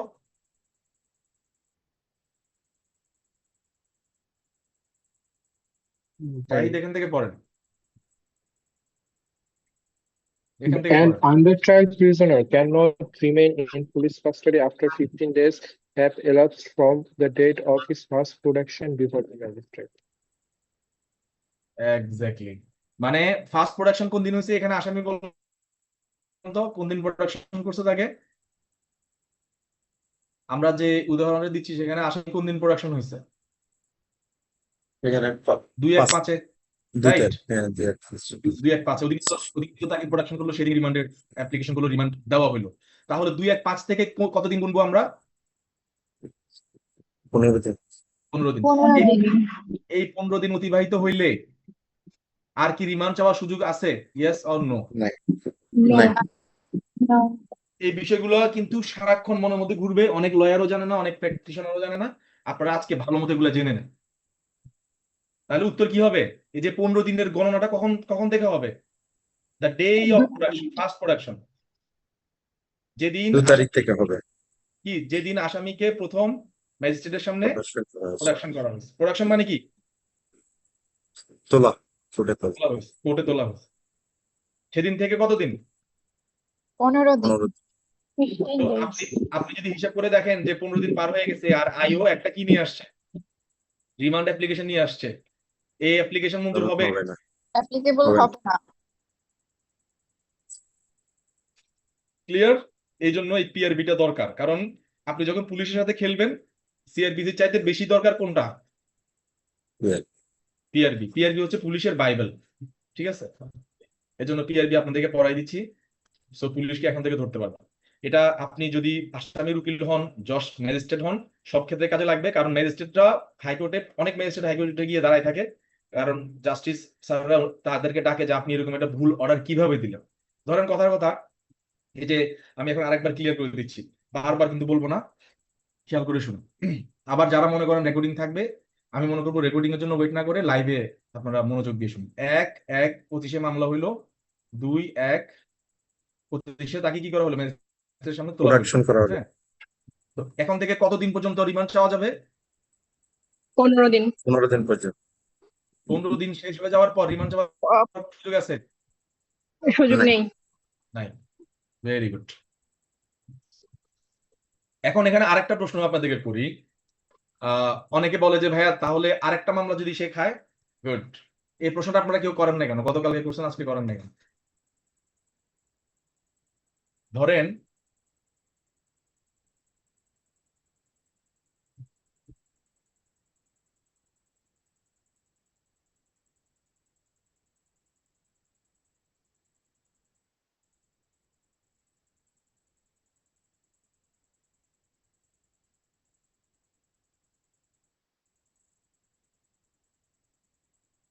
ধরেন 1/1/25 সে একটা 302 ধারার মামলা খেলো, হ্যাঁ, মানে হত্যা মামলা খেলো।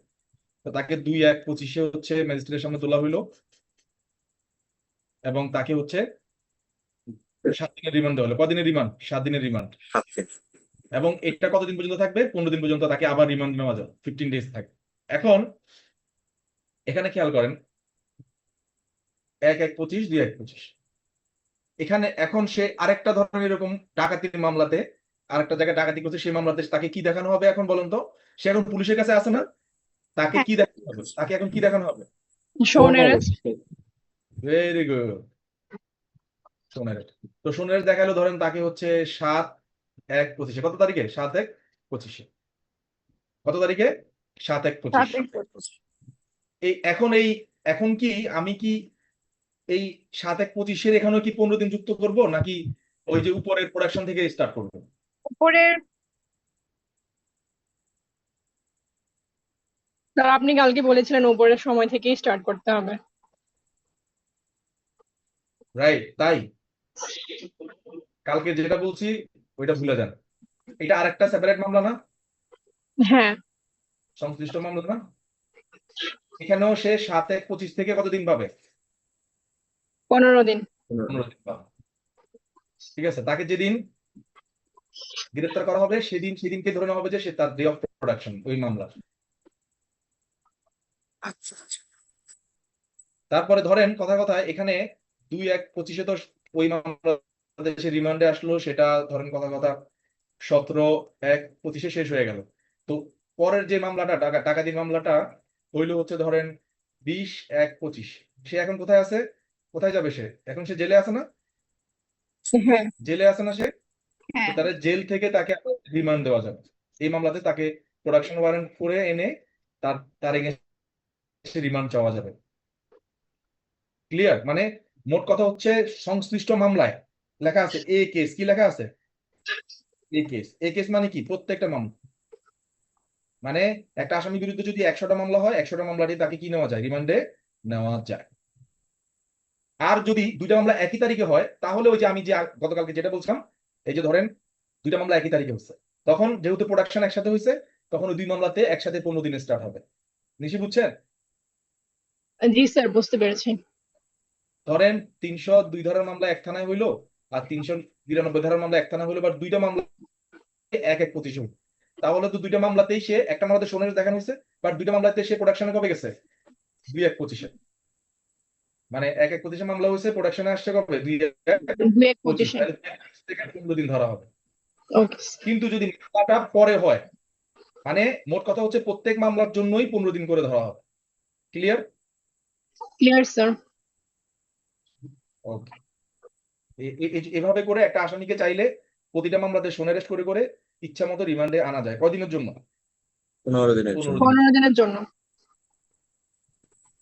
আবার গতকালকে একজন প্রশ্ন করছিলেন যে 164 এর একটা আসামি যদি একটা আসামি বলে যে আমি দোষ স্বীকার করবো, দেন তাকে হচ্ছে পুলিশ ম্যাজিস্ট্রেটের সামনে নিয়ে গেল, দেন সে ওখানে গিয়ে ফাঁকিবাজি করলো, কোনো দোষ স্বীকার করলো না, নিজেকে জড়ায় কিছু বললো না, এরপরে কি তাকে আবার পুলিশের কাছে পাঠানো হবে কিনা? হবে, পাঠানো হবে। না তখন থেকে জুডিশিয়াল কাস্টডিতে পাঠাতে হবে।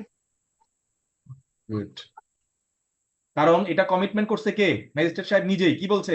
যে আপনি দোষ স্বীকার করুন বা না করুন, আপনাকে আর পুলিশ কাস্টডিতে নয়, কোথায় পাঠানো হবে? Judicial custody.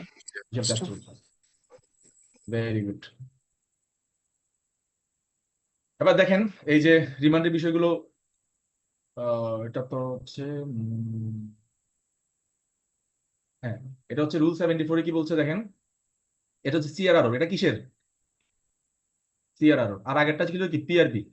এটা হচ্ছে কি? পিআরবি 324 যে, এটা হচ্ছে PRB, মানে police regulation of Bengal 1943। Bengal এখন বলে না, পিআর বলে আর কি। আর এটা হচ্ছে সিআরআর, আমাদের সিআরআর 2009। এখানেও রিমান্ডের কিছু প্রভিশন আছে।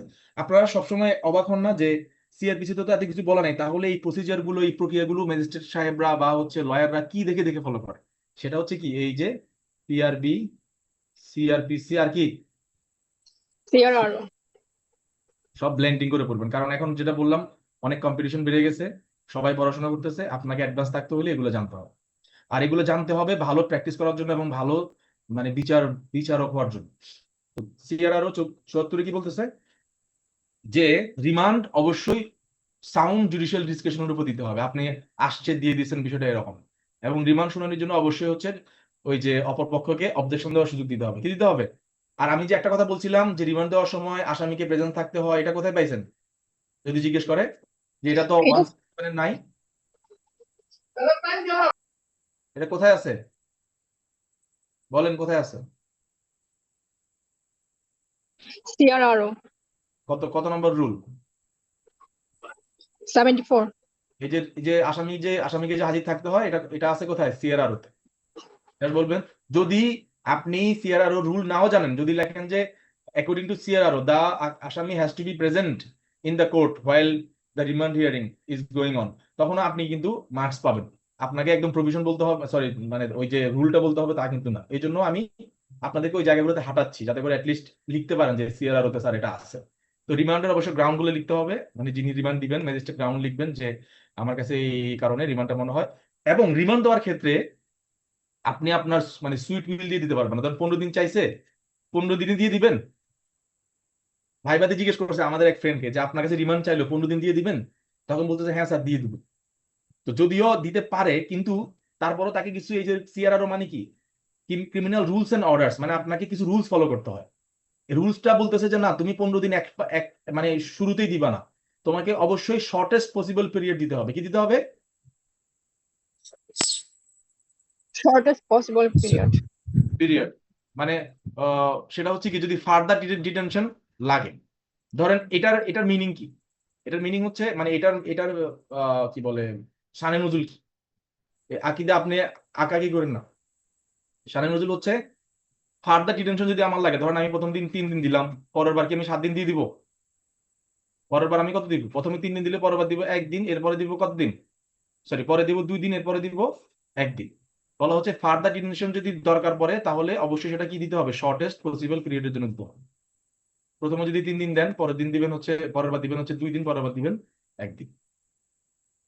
এবার রিমান্ড কেন চাওয়া হয়? শুরুতে যেটা বলছিলাম, রিমান্ড কি, আপনারা অনেকে বলছেন যে, আমি যেটা আপনাদেরকে বলছিলাম যে রিমান্ড হচ্ছে কোনো তদন্তকারী কর্মকর্তার চাহিত মতে কোনো আসামিকে তদন্তের সাথে পুলিশ কাস্টডিতে পাঠানো। কি জন্যে?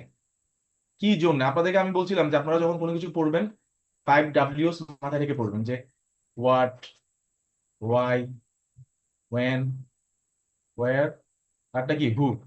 তাইলে এখানে আমরা জানবো যে, আরটা হচ্ছে হাউ। এখানে আমরা জানবো যে হোয়াই, যে কেন রিমান্ড চাওয়া হচ্ছে। এই যে হোয়াইটা হচ্ছে এখানে কেন, identification of any person, discovery of or identification of any property, অথবা any other reason, special reason. এটা দিয়ে একদম মানে বিশাল ইনক্লুসিভ করে দিচ্ছে, যে কোনো কারণ, স্পেশাল কারণ হতে পারে। তাহলে রিমান্ড কেন চাওয়া হয় বলেন তো? কোনো ব্যক্তিকে কি করার জন্য?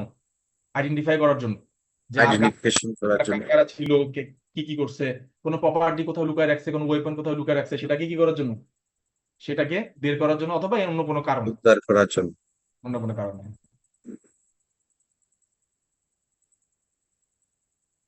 এই যে একবার বলছিলাম, রিমান্ড থেকে ফেরত যদি একবার কেউ আসে, হ্যাঁ,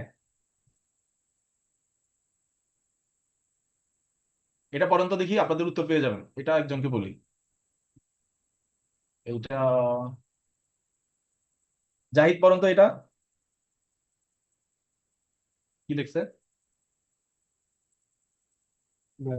Application for remand to police custody of an accused who has failed to make the expected confession or statement shall not, as a general rule, be granted. তার মানে যে 164 করে নাই, 164 এ নিজের নিজের মানে নিজেকে জড়ায় কথা বলে নাই, তাকে কি রিমান্ড দেওয়া যাবে? আবার যাবে না, shall not be granted বলো। এক্স্যাক্টলি। অনেক সময় অনেক কিছু আমরা জানি, কিন্তু কোথায় আছে প্রভিশনটা আমরা সেটা জানি না। এটা হচ্ছে এইটা 74-5 বলা হচ্ছে যে আসামি 164 বা কনফেশন করতে ব্যর্থ হয়েছে, মানে সে সেটা করতে পারে নাই, তাকে রিমান্ডে পাঠানো যাবে না। মানে তাকে রিমান্ডে পাঠানোর আবেদন মঞ্জুর করা হবে না। কি হবে? না মঞ্জুর বা নট অ্যালাউড হবে। কারণ যে একবার 164 করতে ব্যর্থ হয়েছে বা করে নাই, বা ইচ্ছাকৃত ভাবে পুলিশকে বলছে আমি স্বীকার করবো, কোর্টে এসে বলছে স্যার আমি কিচ্ছু করি নাই, তাকে যদি রিমান্ডে দেওয়া হয়, পুলিশ কি ওরে আস্ত রাখবে? রাখবে আস্ত? এবং সেই লোক যদি আবার এসে যদি কনফেশন করে, সেই কনফেশন কি ভলান্টারি হবে? আপনার কাছে কি মনে হয়? হবে না, রাইট? এখানে আর তেমন কোনো কিছু নাই। ওকে, এই যে এই লাইনটা খুব ইম্পর্টেন্ট। নো মানে হচ্ছে no account the period of detention in police custody shall exceed 15 days in a whole in a case। মাঝে মধ্যে আর্টিকেল খুব ইম্পর্টেন্ট, খুব ইম্পর্টেন্ট। যারা IELTS করেন এরা জানেন যে আর্টিকেল কতটা ইম্পর্টেন্ট। কি বলা হচ্ছে, একটা কেসে 15 দিনের বেশি রিমান্ড দেওয়ার কোনো সুযোগ নাই। এই কেস বলছে না, এই কেস কি বলছে, হ্যাঁ এই কেস। একই। তার মানে যত কেস তত রিমান্ড চাওয়া যাবে, বুঝা গেছে? জি স্যার। 100টা মামলায় 100 বার রিমান্ড চাইতে পারবে না, তো 100 ইন্টু 15 দিন করে নিলে অনেক দিন। কথার কথা আর কি, মানে লিগাল, বৈধ, আনলফুল না কিন্তু।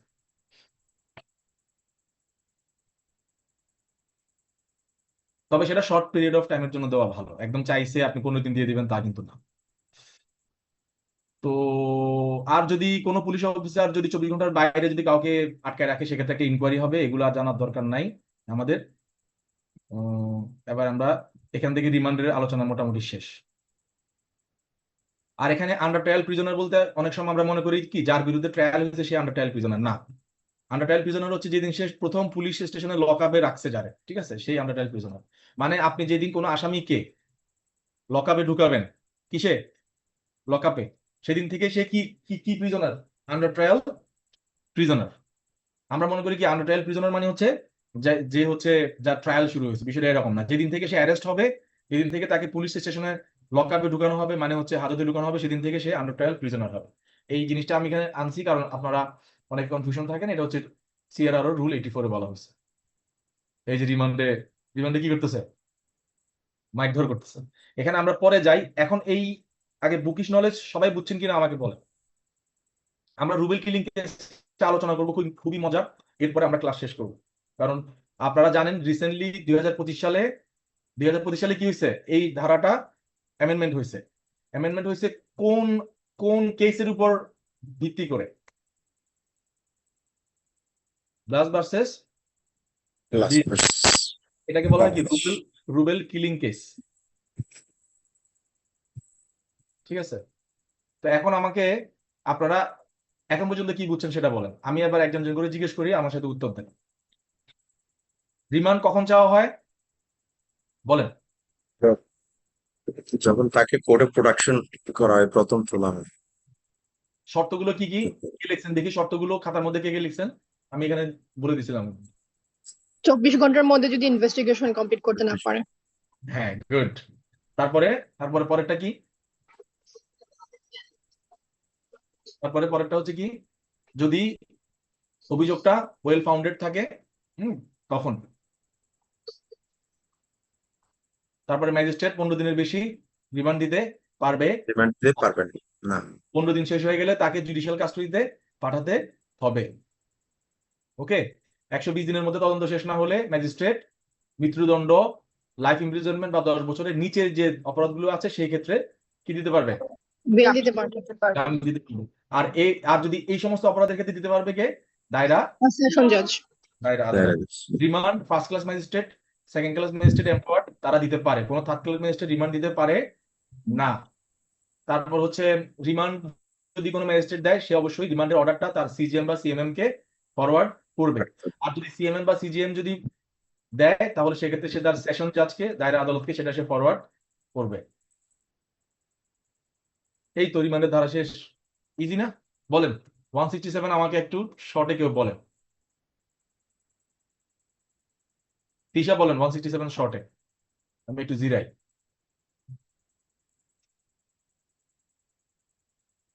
167 হচ্ছে রিমান্ড হওয়ার জন্য তিনটা ক্রাইটেরিয়া ফুলফিল করতে হয়। এর মধ্যে হচ্ছে অবশ্যই সে পার্সনটা পুলিশের কাস্টাডিতে থাকতে হবে, এবং 24 ঘন্টার যে একটা ইনভেস্টিগেশন আছে সেটার মধ্যে হচ্ছে প্রপারলি, মানে সেটা এখনো মানে সেখানে 24 ঘন্টার যে ইনভেস্টিগেশনটা আছে সেখানে এখনো প্রপারলি এভিডেন্স পাওয়া যায় নাই।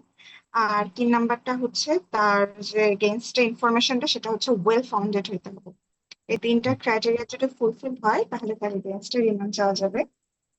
তারপরে তারপর হচ্ছে কে দিতে পারে, রিমান্ড দিতে পারবে হচ্ছে first class magistrate and second class magistrate or any empowered magistrate. Okay. তারপর হচ্ছে ম্যাজিস্ট্রেট যদি রিমান্ড দেয়, তাহলে এই অর্ডারটা কাকে ফরওয়ার্ড করবে? তার হচ্ছে মানে সে যে কোর্টের সাবঅর্ডিনেট তাকে ফরওয়ার্ড করবে। নাম বলেন। যেমন first class second class magistrate হলে সিজিএম বা সিএমএম কোর্টে ট্রান্সফার করবে, এন্ড সিএমএম বা সিজিএম কোর্ট হলে সেশন কোর্টে ট্রান্সফার। ট্রান্সফার করবেন, রাইট। তারপরে রিমান্ড শেষ তারপর হলে কোথায় পাঠানো হবে? রিমান্ড শেষ হলে তাকে হচ্ছে জেইলে পাঠাতে হবে, জুডিশিয়াল কাস্টাডিতে পাঠাতে হবে। রিমান্ডে পাঠানোর আগে তাকে মেডিকেল টেস্ট করতে হবে। রিমান্ডে পাঠানোর আগে মেডিকেল টেস্ট করতে হবে এবং রিমান্ড শেষ হওয়ার পরে মেডিকেল টেস্ট করতে হবে। এন্ড হচ্ছে এটা টেস্ট করতে হবে রিমান্ড জানি তার হ্যালো রিমান্ড শেষে মেডিকেল টেস্টটা অপশনাল, যদি যদি কি মানে হচ্ছে একিউজ যদি তাকে কোনো টর্চারের অভিযোগ করে। তারপর 120 দিনের মধ্যে যদি তদন্ত শেষ না হয়, তারপর হচ্ছে 120 দিনের মধ্যে যদি তদন্ত শেষ না হয় তাহলে সেক্ষেত্রে death penalty, life imprisonment and more than 10 years এই কয়েকটা পানিশমেন্ট বাদ দিয়ে এই কয়েকটা পানিশমেন্ট বাদ দিয়ে হচ্ছে জুডিশিয়াল ম্যাজিস্ট্রেট তাকে হচ্ছে বেল দিতে পারে। আর যদি হচ্ছে ডেথ পেনাল্টি এন্ড বাদ বাকি যা যা কিছু অপরাধ যেরকম death penalty, life imprisonment and more than 10 years সেটা হচ্ছে সেশন কোর্ট তাকে হচ্ছে বেল দিতে পারে। আর রিমান্ড রিমান্ড চাওয়ার সময় হচ্ছে আসামিকে উপস্থিত থাকতে হয়, এটা কোথায় বলা আছে? রিমান্ড চাওয়ার সময় আসামিকে উপস্থিত থাকতে হবে, এটা বলা আছে হচ্ছে CRRO 2009 এর রুল নাম্বার 74 এ বলা আছে। হুম। তারপর হচ্ছে আপনি যদি সাবসিকুয়েন্ট রিমান্ড চান তাহলে সেটি পূর্বে রিমান্ডের সাথে করতে হবে নাকি এর পরে করলে, সরি আর সাথেই সাথে সাথেই করতে করতে হবে। হবে, পূর্বে যেই রিমান্ড দিন সাথে হচ্ছে সাথে করতে রিমান্ড শেষ হয়ে ম্যাজিস্ট্রেটের সামনে মানে প্রডিউস করবে সেদিনই যেতে হবে সাবসিকুয়েন্ট রিমান্ড। ওকে। 167 আমরা জানলাম যে 15 দিনের বেশি রিমান্ড দেওয়া যায় না, কিন্তু এই 15 দিন আমরা কখন থেকে গণনা করব? এই 15 দিন হচ্ছে আমরা গণনা করব যেই দিন ফার্স্ট তাকে কোর্টে প্রেজেন্ট করা হবে সেই দিন থেকে 15 দিন।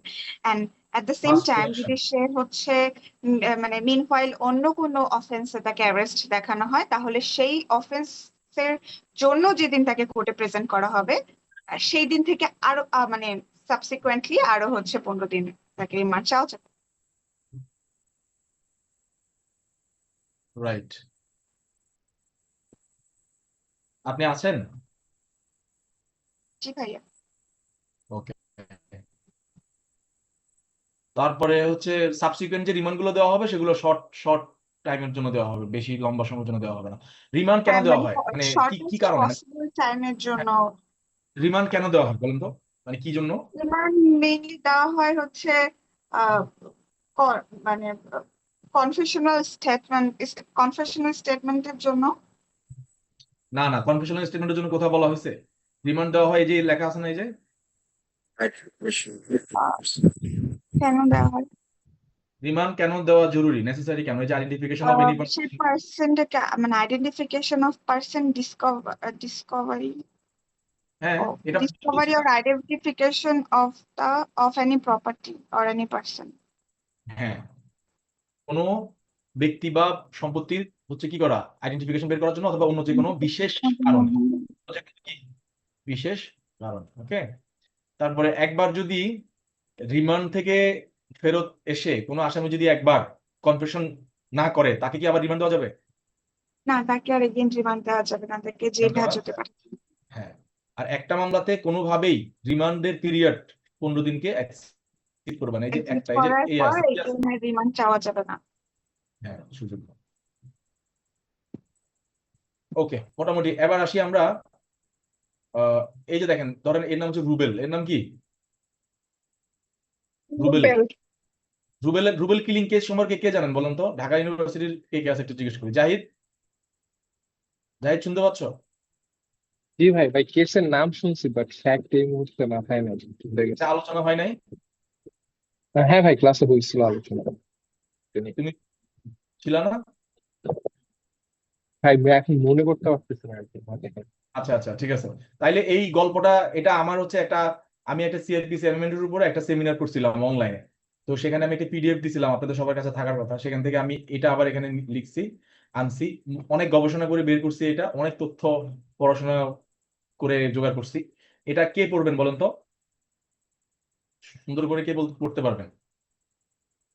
এই যে রুবেল কিলিং কেসটা, রুবেল কিলিং কেসটা কেন ইম্পর্টেন্ট সেটা বলি। রুবেল কিলিং কেসকে বলা হয় ব্লাস্ট ভার্সেস বাংলাদেশ, মানে এই যে ব্লাস্ট ভার্সেস বিডি আবার বিডি ভার্সেস কি ব্লাস্ট। এটা হচ্ছে হাইকোর্ট ডিভিশনের 2003 সালে এটা রায় হয়েছে, আর এটা হচ্ছে 2016 সালে রায় হয়েছে বা 17 সালে রিপোর্টেড হচ্ছে। হ্যাঁ, কারণ সরকার কি করছে, সরকার কি করছে, হাইকোর্ট ডিভিশনের বিরুদ্ধে আপিল করছে, সিভিল আপিল। তো এই কারণে সেখানে তো আরো ঘটনা পরে বলবো, এখন রুবেল কিলিং কেসে আগে আসি, যে রুবেল কিলিং কেসে কি হয়েছে, কেন ব্লাস্ট এটাতে মানে ব্লাস্ট কেস বলে, রুবেল কিলিং কেস বলে, 54 কেস বলে, কি বলে 54 কেস, 167 কেস, রিমান্ড কেস, হ্যাঁ অনেক কিছু বলে। এটা মূলত এই কেসের ডিরেকশনের উপর ডিপেন্ড করে 2025 সালে সিআরপিসির অ্যামেন্ডমেন্টের প্রায় 70% অ্যামেন্ডমেন্ট এই কেসের উপর ডিপেন্ড করে হয়েছে, মানে এই কেস থেকে যে গাইডলাইন্স গুলো দেওয়া হয়েছে সেটার ভিত্তিতে হয়েছে। এই কারণে কেসটা খুব বেশি ইম্পর্টেন্ট, যেহেতু সিআরপিসি আমাদের দেশ থেকে হারায় যায় নাই, যেহেতু সরকার এই অ্যামেন্ডমেন্টটাকে হুবহু কি করছে সংসদে পাস করছে, সো এই অ্যামেন্ডমেন্টটা খুব ইম্পর্টেন্ট এবং অ্যামেন্ডমেন্টের ব্যাকগ্রাউন্ড স্টোরিটাও আপনাকে জানতে হবে। এই জন্য রুবেল কিলিং কেস খুব ইম্পর্টেন্ট।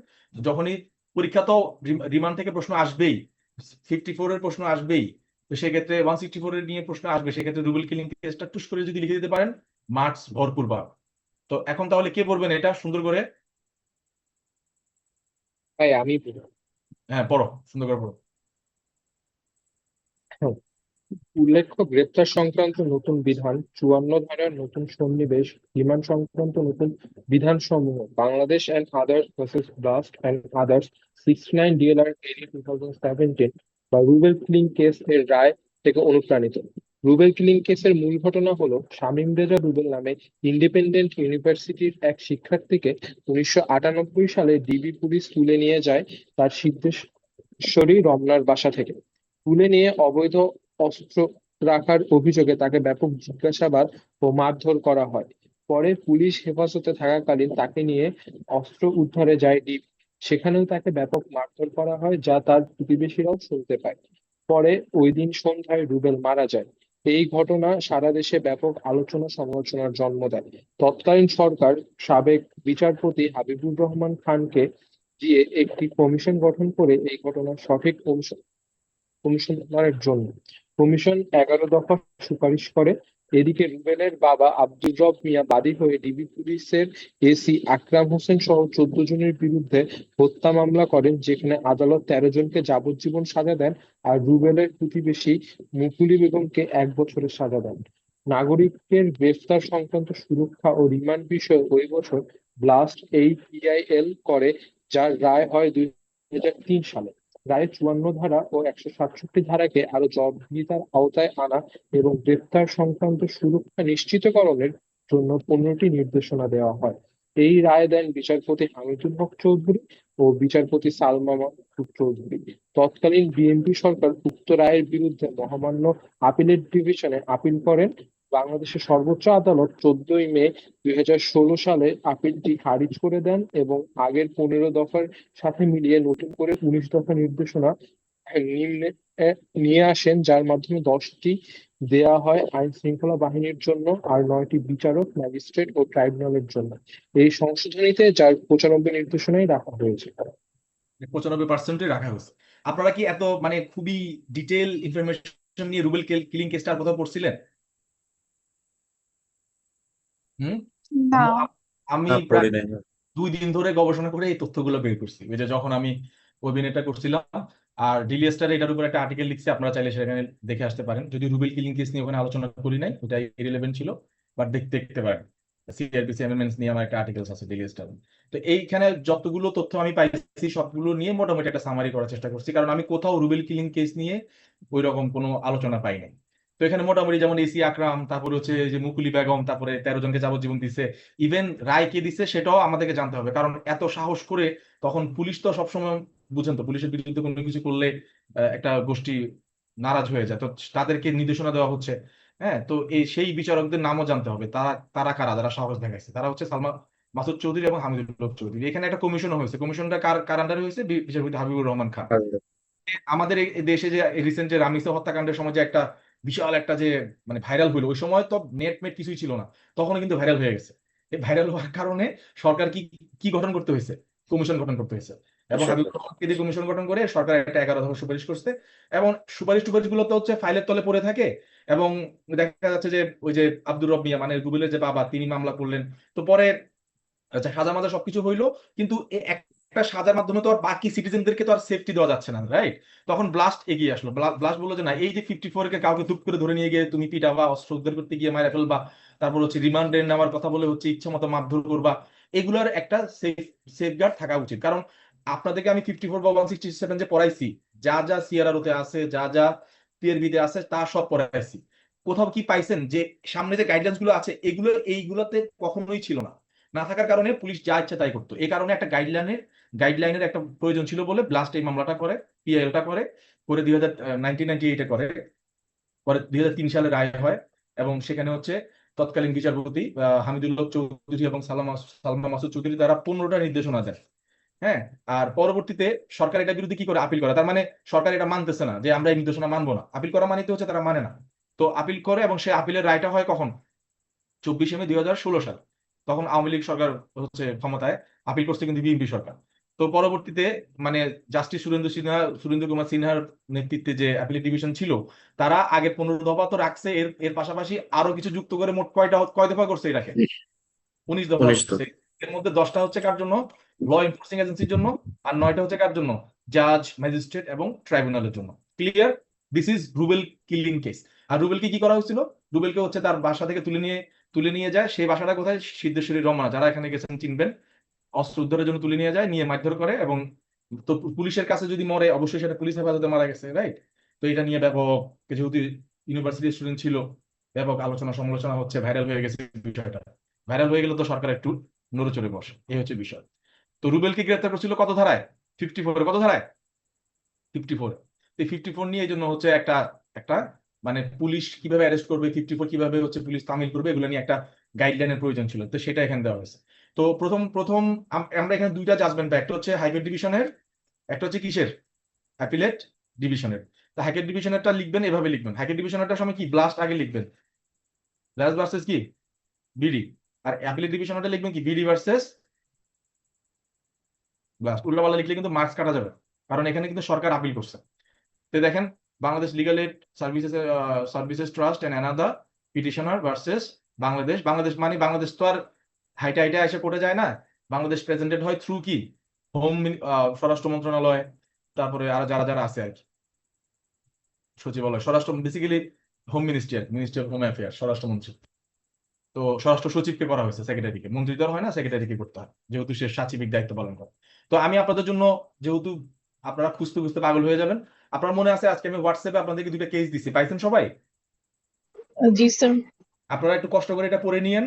অনেক মানে হচ্ছে আপনাদের ভিশন ক্লিয়ার হবে। রায় পড়লে লিখতে লেখা মানে কিভাবে লিগাল রাইট আপ গুলো করতে হয় সেটা সম্পর্কে আইডিয়া থাকবে, এবং ওখানে অনেক ধরনের আলোচনা থাকবে। সেগুলো পড়লে আপনাদের হচ্ছে ভিশন ক্লিয়ার হবে। তো 54 মানে হচ্ছে প্রথম যে এসসিডি যে মামলাটাতে ডিরেকশন দিল, 15টা ডিরেকশন, সেগুলো থেকে শর্টকাটে আমরা একটু দেখে নিই। প্রথমটা হচ্ছে স্পেশাল পাওয়ার সেক্টর আন্ডারে 54 অ্যারেস্ট করা যাবে না, ঠিক আছে? এক।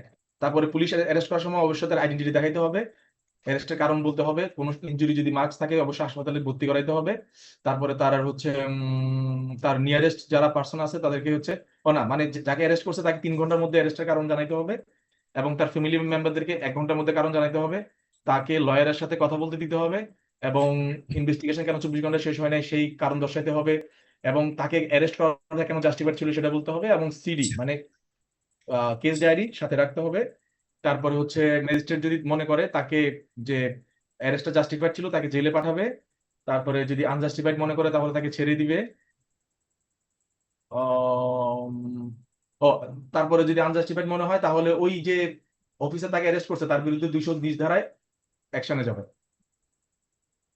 220 ধারায় অ্যাকশনে যাবে, প্ল্যান করে 220 ধারা। কেউ যদি কাউকে কোনো ল এনফোর্সিং এজেন্সির মানে কোনো ব্যক্তি যদি কাউকে ইলিগালি ডিটেন করে, সেক্ষেত্রে 220 ধারায় কি করা যায়, তাকে প্রসিকিউট করা যায়। তারপরে যদি ফার্দার ডিটেনশন দরকার হয় সেক্ষেত্রে তাকে জেলখানাতে রাখা হবে।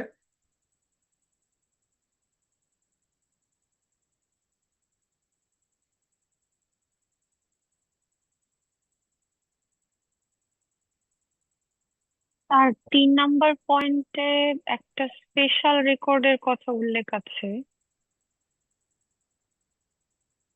আপনারা কি স্ক্রিন দেখতে পাচ্ছেন? তো দেখা যাচ্ছে না। হঠাৎ করে করে ঝামেলা করতেছে কেন?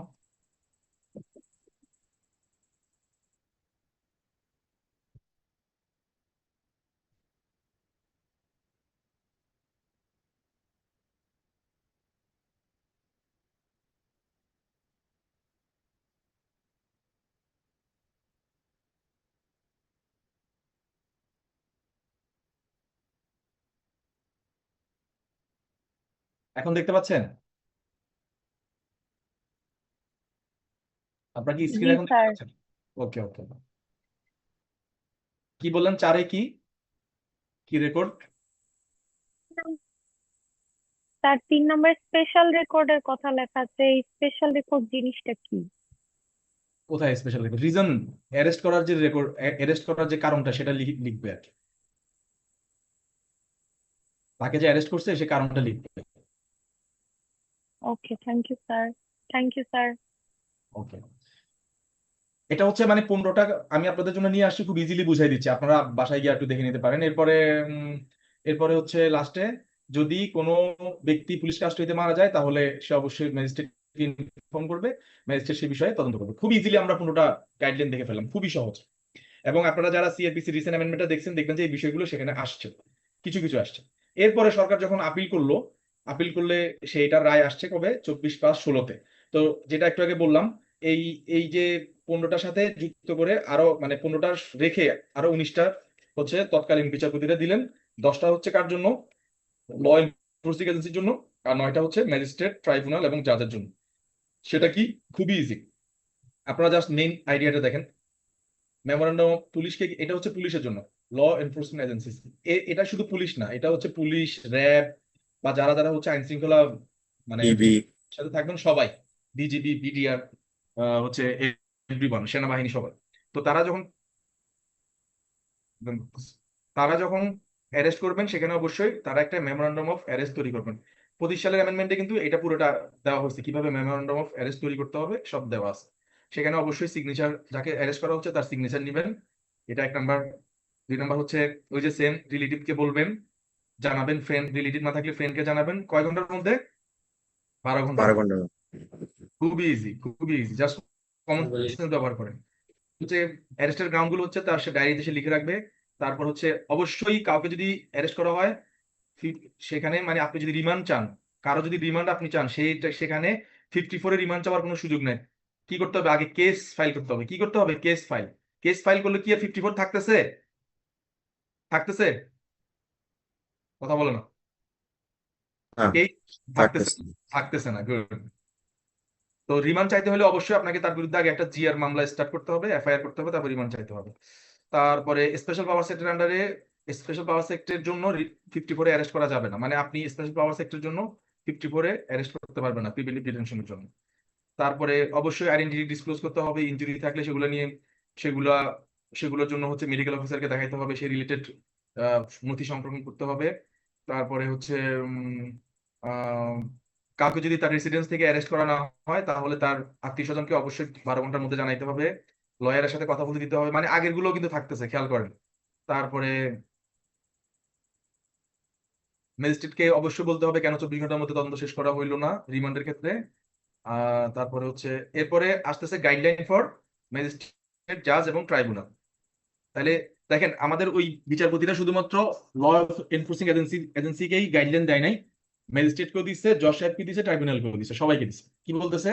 যে যখনই কোনো রিমান্ড প্রেয়ার, যে রিমান্ড প্রেয়ার আসবে তখন সেখানে অবশ্যই মামলার সাথে মামলার এন্ট্রি গুলো দিতে হবে। এন্ট্রি যদি না দেওয়া হয়, মানে এটাকে আমরা বলি সিডি, কি বলি? Case docket. এটা যদি না দেয় তাহলে আসামি রিলিজ হয়ে যাবে। কাউকে যদি শোন অ্যারেস্ট করতে হয় সেখানে অবশ্যই গ্রাউন্ড দেখাইতে হবে, এবং যাকে শোন অ্যারেস্ট দেখানো হচ্ছে তাকে অবশ্যই ম্যাজিস্ট্রেটের সামনে তুলতে হবে। জেলে থাকবে, আপনি এখান থেকে শোন অ্যারেস্ট মঞ্জুর করবেন এমন হবে না, তাকে অবশ্যই ম্যাজিস্ট্রেটের সামনে কি করতে হবে? তুলতে হবে। এটা বোঝা গেছে? জি। যেমন লুৎফুর একটা মামলাতে জেলে আছে, তো তাকে যদি এখন শোন অ্যারেস্ট দেখাইতে হয় অবশ্যই আইও তাকে কোথায় হাজির করতে হবে? ম্যাজিস্ট্রেটের ম্যাজিস্ট্রেটের সামনে। হাজির করতে হবে। তারপরে হচ্ছে এই যে ইভেন ট্রায়াল চলাকালীন সময়ও ম্যাজিস্ট্রেট চাইলে 15 দিনের জন্য রিমান্ড দিতে পারে, তবে এই রিমান্ডটা হবে কোথায়? জেলে। এটা জি। জুডিশিয়াল। তারপরে যখনই কোনো রিমান্ড দেওয়ার সময় এক্সপেডিশনটা অবশ্যই ওয়েল ফাউন্ডেড হতে হবে, এটা তো আমরা উপরে দেখলাম। ফার্দার ডিটেনশন যদি দেওয়া হয় তাহলে সেটা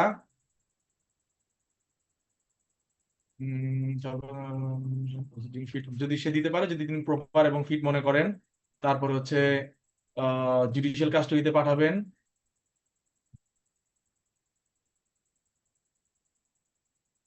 প্রিভেন্টিভ ডিটেনশনের জন্য মানে হচ্ছে কি, ওই যে স্পেশাল পাওয়ার সেক্টর 3 নম্বর সেকশন, হ্যাঁ, প্রিভেন্টিভ ডিটেনশনের জন্য কোনো ম্যাজিস্ট্রেট কোনো আসামিকে রিমান্ড দিতে পারবে না, পুলিশের কাছে পাঠাতে পারবে না। এটা আলাদা বিষয়, এটা রাষ্ট্রের বিষয়, এটা ডিজিএফআই নিয়ে যাবে নাকি। তারপরে রিমান্ড দেওয়ার সময় অবশ্য রিকোয়ারমেন্টস গুলো দেখবে, যেটা আমরা একটাকে পড়াইছি।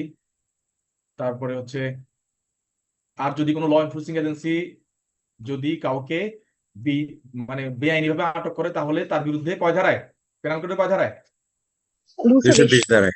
20 ধারায়। এটা কিন্তু পরীক্ষা আসতে পারে যে কোনো ব্যক্তিকে যদি কোনো আইন শৃঙ্খলা বাহিনী বেআইনিভাবে আটক করে, তার বিরুদ্ধে কোন ধারায় আপনি ব্যবস্থা নিতে পারবেন, কোন ধারায়, 220 ধারায়। আর কোনো পুলিশ অফিসার যদি কাউকে রিমান্ডে নিয়ে যায়, রিমান্ড এক্সপায়ারেশন হওয়ার সাথে সাথেই তাকে হাজির করার দায়িত্ব হচ্ছে তার। একদম বলে না যেভাবে পাঠাচ্ছি সেভাবে নিয়ে আসবে। আর যদি মরে যায় সেক্ষেত্রে একটা কি হবে, মেডিকেল এক্সামিনেশন হবে, এবং এবং তার বিরুদ্ধে হেফাজতে মৃত্যু নিবারণ আইন, কোন আইন, হেফাজতে মৃত্যু নিবারণ আইনে ম্যাজিস্ট্রেট নিজে সুও মোটো তার বিরুদ্ধে কি করবেন, মামলা করবেন। কার বিরুদ্ধে, ওই পুলিশ অফিসারের বিরুদ্ধে।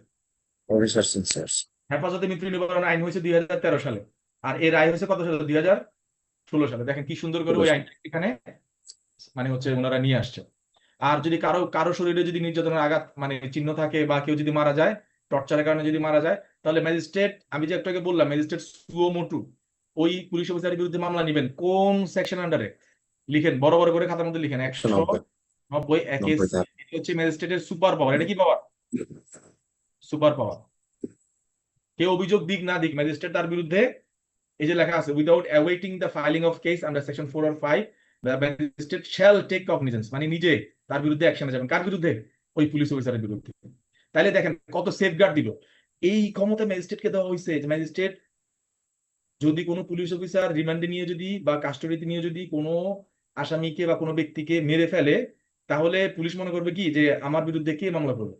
এটা মনে করার কারণ নাই, কারণ ম্যাজিস্ট্রেট নিজেই তার বিরুদ্ধে কি করতে পারবে, shall take cognizance of the offence suo motu কে আন্ডার সেকশন 1। হিউজ, এটা কিন্তু হিউজ একটা মানে পাওয়ার। 190 একে সি। এই আই সি ইউ। ম্যাজিস্ট্রেট কোন ক্লাসে ম্যাজিস্ট্রেট হওয়া প্রয়োজনীয়, এরকম কোনো রিকোয়ারমেন্ট আছে? যিনি যিনি রিমান্ড দিচ্ছেন আপনাকে, যিনি রিমান্ডে পাঠাচ্ছেন, magistrate, okay okay okay, thank you. সেই ম্যাজিস্ট্রেট, সুও মোটোটা সেই ম্যাজিস্ট্রেট। আর যদি আপনি মামলা করতে চান, তাহলে মানে যেই আমলি আদালত যেটা আছে ওই ঘটনাস্থল যেখানে, তার কাছে করতে পারবে।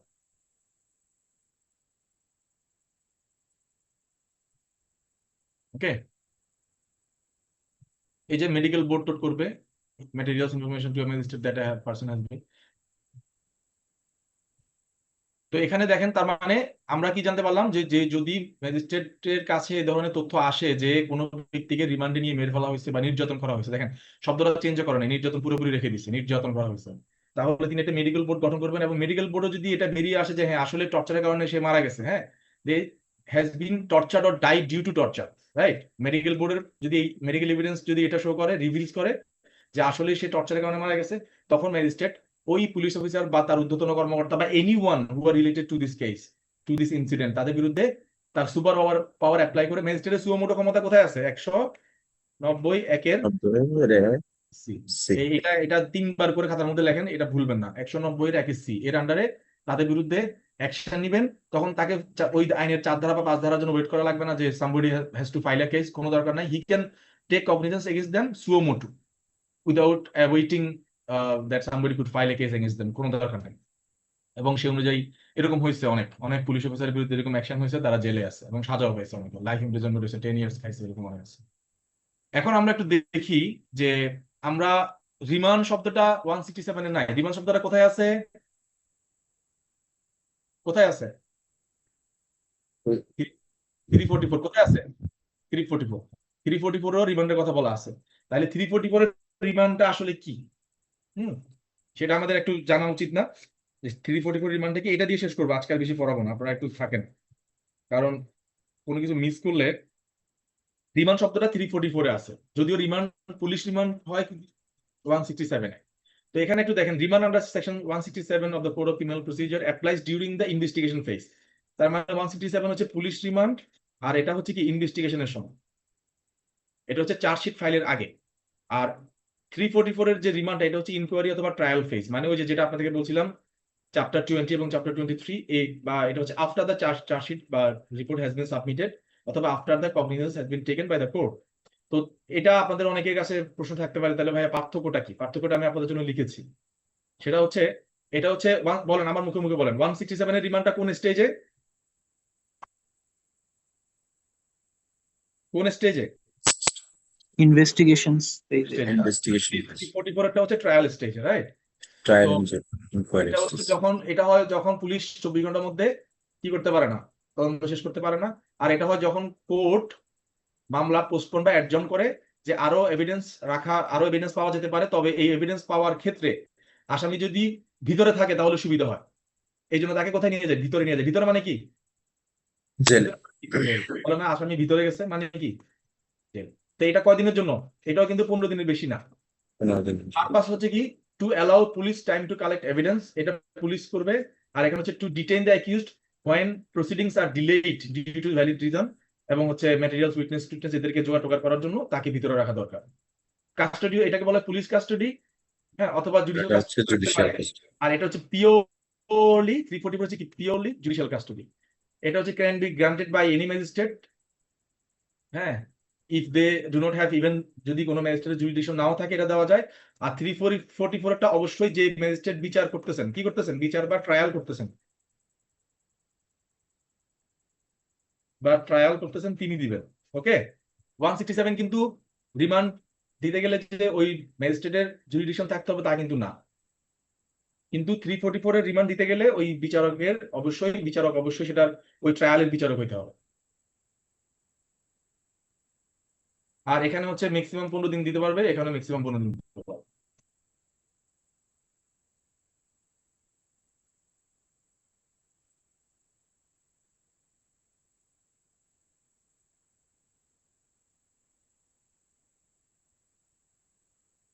ওকে, সো এখানে আমাদের মোটামুটি রিমান্ড এবং 164 শেষ। রিমান্ডের হিউজ আলোচনা হয়েছে আজকে। আমি ভাবছিলাম শেষ করতে পারবো সবকিছু, এখন অনেক রাত হয়ে গেছে। নেক্সট ক্লাসে আমরা হচ্ছে বাকি হচ্ছে শোন অ্যারেস্ট নিয়ে আলোচনা করবো। শোন অ্যারেস্ট খুব ইম্পর্টেন্ট, এটা নিয়ে অনেক আলোচনা হয়। এই যে রিসেন্ট যে আমাদের দেশে যে একটা বিপ্লব ঘটে গেল, একটা আসামি একবার ভিতরে, আপনি জামিন করাচ্ছেন, বের হতে পারতেছে না, কেন বলেন তো? কেন? শোন অ্যারেস্টের কারণে। আজকে শোন অ্যারেস্ট দেখানো হয়। কারণ সে আরেক মামলায় ভিতরে, যে শোন অ্যারেস্ট বিষয়টা কি? আগে এটা এই শব্দটা কোথাও আগে সিআরপিসি তে এইভাবে করে ছিল না, এটাকে আবার নতুন করে ঢুকানো হয়েছে 167A। যখন কোন ধারার সাথে এ বি সি দেখবেন, মনে করবেন এটা হচ্ছে নিউ কামার, নিউ, ঠিক আছে, নতুন এসেছে ধরাতে, তো এই যে এ দিয়ে এটা বলা হয় এই নতুন। তো এটা আজকে আর পড়াবো না, অনেক রাত হয়ে গেছে, নিতে পারবো না এত কিছু। তো আমরা সাম আপ করি। তো কোনো কোশ্চেন আছে আপনাদের? নেক্সট ক্লাসটা কি আগামীকাল নেওয়া যায়? হ্যাঁ, আগামীকাল নেক্সট ক্লাস নিয়ে নিবো, কারণ এর মধ্যে কোরবানি চলে আসতেছে। আগামীকালে নিয়ে নিবো ইনশাল্লাহ, আগামীকাল রাতের বেলা। Thank তো you. বলেন ভাই, আপনাদের কোনো কোশ্চেন আছে কিনা রিমান্ড নিয়ে? আমি মোটামুটি সবকিছুই পড়াই ফেলছি, আর কিছু বাকি নেই, মানে আপনারা এখন বস হয়ে গেছেন রিমান্ড।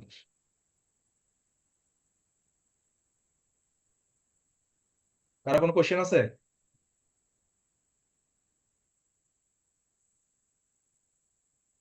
আমি কোশ্চেন করি তাহলে, হ্যাঁ।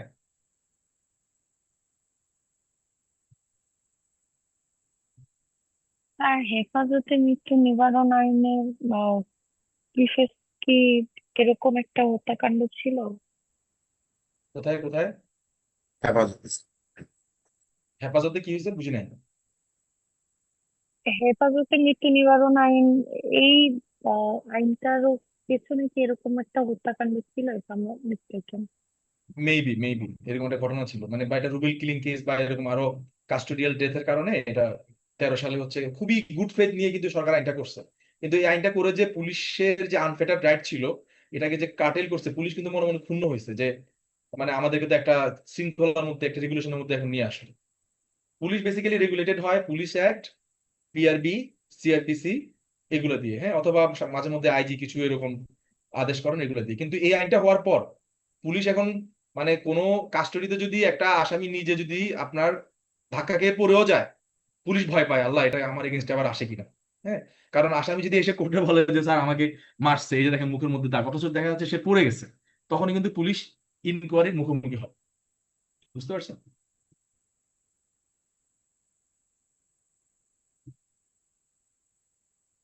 তাহলে আপনাদেরকে প্রশ্ন করি, রিমান্ডে মানে রিমান্ডে পাঠানোর পর বা নর্মালি পুলিশ কাস্টডিতে যদি কোনো আসামি নির্যাতনের শিকার হয় বা হত্যাকাণ্ডের শিকার হয় বা মানে সে যদি মারা যায়, সেক্ষেত্রে একটা মেডিকেল বোর্ড গঠন করার পরে যদি মেডিকেল এভিডেন্স রিভিল করে যে এটা মূলত টর্চারের কারণে মারা গেছে, হোমিসাইডাল ইন নেচার, সেক্ষেত্রে আইনগত পদ্ধতি কি বলেন? সুপার পাওয়ারটা ইউজ করতে পারে 190(1) আন্ডারে। রাইট, সেক্ষেত্রে কেউ এসে মামলা করবে এটা দরকার নাই, ওয়েট করা লাগবে না, সোমোটো Next. ম্যাজিস্ট্রেট নিজেই পুলিশের এগেনস্টে অ্যাকশন নিতে পারে। নিজেই বাদী হয়ে মামলা। অ্যাকশন নেবে। ওকে ওকে, তারপরে 15 দিনের বেশি রিমান্ড দেওয়া যাবে? যাবে না। না, 15 দিন সেম সব ক্ষেত্রেই, ইনভেস্টিগেশন ফেজেরটা হোক ট্রায়ালেরটা হোক। গুড। 15 দিন কোন দিন থেকে কাউন্ট করতে হবে? যেদিন থেকে কোর্টে প্রোডাকশন করা হয় সেদিন থেকে। ফার্স্ট প্রোডাকশন ডে থেকে, ভেরি গুড। তারপর যদি সাবসিকুয়েন্ট রিমান্ডের আবেদন করতে হয় তাহলে এটা কি প্রথম রিমান্ডের আবেদন শেষ হওয়ার পরে অপেক্ষা করতে অ্যাট আর্লিয়েস্ট পসিবল টাইমে করতে হবে, অর্থাৎ যতটা দ্রুত সম্ভব। সেকেন্ড অ্যাপ্লিকেশনটা আর কি ফার্স্ট অ্যাপ্লিকেশনের ডেট যখন শেষ হচ্ছে তখন করাই বেটার। ভেরি গুড, কারণ এটা হচ্ছে প্রথম অ্যাপ্লিকেশনের কন্টিনিউশন হিসেবে করা হবে। ওকে, জি 15 দিন যতদিন শেষ না হয় ততবার রিমান্ড চাইতে পারবে, কোনো সমস্যা নেই। ধরেন আপনি হচ্ছে 7 বার চাইতে পারেন, 2 দিন করে, কোনো প্রবলেম, কিন্তু কন্টিনিউশন হইতে হবে। পরের যে রিমান্ড গুলো দেওয়া হয় এগুলো কি আগের রিমান্ডের যে টাইম তাকে কি ছাড়িয়ে যাবে নাকি তার চাইতে একটু কম কম হবে? কম কম হবে, 3 to 1 শর্টেস্ট পসিবল টাইম হবে। Shortest possible. ওকে, রিমান্ড নিয়ে তো মোটামুটি। তারপরে যে রিমান্ডে পাঠানোর আগে ম্যাজিস্ট্রেট ওই আসামির একটা মেডিকেল পরীক্ষা করার জন্য নির্দেশ দিবেন, এবং মেডিকেল রিমান্ড শেষ হওয়ার পরেও আসামি কোর্টে এসে যদি তাকে মারধর করে সে ব্যাপারে সে কি অভিযোগ করতে পারে, তখন আরেকবার মেডিকেল রিপোর্ট করাবেন। যদি এ ধরনের কোনো ইস্যু থাকে তখন ওই পুলিশের বিরুদ্ধে ব্যবস্থা নেবেন, সেটা তো নিচে আলোচনা করলোই। আর রুবেল কিলিং কেসে আমরা যেটা জানতে পারলাম যে রুবেল একটা ইন্ডিপেন্ডেন্ট ইউনিভার্সিটির স্টুডেন্ট ছিল, তাকে হচ্ছে 54 অ্যারেস্ট করে পুলিশ মারধর করে মেরে ফেলে। পরবর্তীতে হচ্ছে তার বাবা মামলা করে, সেই মামলায় 13 জনের ফাঁসি হয়। ফাঁসি নাকি যাবজ্জীবন হয়, আচ্ছা দেখে নিয়ে ভুলে গেছি। এরপরে হচ্ছে ব্লাস্টে মামলাটা করে কি বলে যে 54 এবং 167 নিয়ে আমাদের একটা সুনির্দিষ্ট গাইডলাইন্স দেওয়া উচিত। তৎকালীন হাইকোর্ট ডিভিশন 15টা গাইডলাইন দেয়, সেগুলোর মধ্যে মানে গাইডলাইন গুলো হচ্ছে, আপনারা বলেন তো, নোট নিছেন না? যে পুলিশের আইডেন্টিফিকেশন দেখাবে, তারপরে স্পেশাল পাওয়ার সেক্টর আন্ডারে কাউকে 54 অ্যারেস্ট করা যাবে না, তারপরে তার রিলেটিভদের সাথে হচ্ছে কথা বলতে দিতে হবে, লয়ারের সাথে কথা বলতে দিতে হবে, হ্যাঁ, তারপরে কাস্টডিতে মারধর করা যাবে না, এগুলো। পরে সরকার এটার বিরুদ্ধে আপিল করলো, সেই আপিল শুনানি হলো হচ্ছে 16 সালে, রায় হলো। সেখানে আরো মানে হচ্ছে বিচারপতিরা হচ্ছে আরো মানে 15টা রেখে আরো মানে 19টা দিল, টোটাল 19টা গাইডলাইন দিল। 10টা হচ্ছে আইন শৃঙ্খলা বাহিনীর জন্য, 9টা হচ্ছে ম্যাজিস্ট্রেট, জাজ এবং ট্রাইব্যুনালের জন্য। তো সেখানেও সেম জিনিসে রাখা হলো, 12 ঘন্টার মধ্যে মানে তার রিলেটিভ আত্মীয় স্বজনের সাথে কথা বলতে দিতে হবে, কাস্টডিতে হচ্ছে মারধর করা যাবে না, আইডেন্টিফিকেশন পুলিশ আইডেন্টিফিকেশন দেখাইতে হবে, এগুলা আরো যা যা আছে সেগুলো আসলো আর কি। এই প্রত্যেকটা বিষয় কিন্তু আমাদের সিআরপিসি তে 46 এর যে অ্যামেন্ডমেন্ট গুলো হয়েছে অ্যারেস্ট সংক্রান্ত, সেখানে এগুলো ঢোকানো হয়েছে। এই জন্য এই কেসটা খুব ইম্পর্টেন্ট, এটাকে আমরা পরীক্ষা খাতার মধ্যে নীল কালিতে খুব সুন্দর করে লিখবো, Rubel killing case, remand case, 54 167 case, এভাবে লিখে আমরা আলোচনা করব বাংলা ইংলিশে যেভাবে পারি। অনেক অনেক অনেক বেশি আমরা মার্কস পাবো ইনশাআল্লাহ। ঠিক আছে? আর যদি ভাইবাতে যদি প্রশ্ন করে সুন্দর করে একদম ফাটাই দিয়ে আসবেন। ওকে, আর রিমান্ড নিয়ে পিআরবির কথা বলা আছে 344 44 না 24 324 324, আর সিআরআর এর কথা বলা আছে আর 74 75 এর 2 না?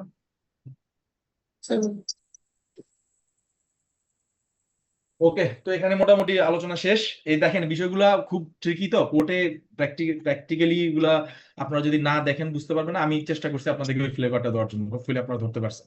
আর কোনো যদি কনফিউশন থাকে আমাদের গ্রুপে আপনারা আলোচনা করবেন, আর কেউ যদি ভালো মতো নোট করে থাকেন সেটা গ্রুপে আপলোড করতে পারেন, যাতে করে বাকিরা আপনার থেকে হেল্প নিতে পারে। ওকে, তো ইনশাল্লাহ আগামীকালকে ঠিক 9টায় আবার দেখা হবে। আসসালামু আগামীকাল আলাইকুম। শেষ করে দিব এটা আর এই ক্লাসটার একটা রেকর্ডিং যদি হবে ইনশাল্লাহ, রেকর্ডিং তো মনে হয় হচ্ছে। থ্যাংক ইউ ওকে ওকে, আল্লাহ হাফিজ। আল্লাহ হাফেজ। আসসালামু আলাইকুম। Recording stopped.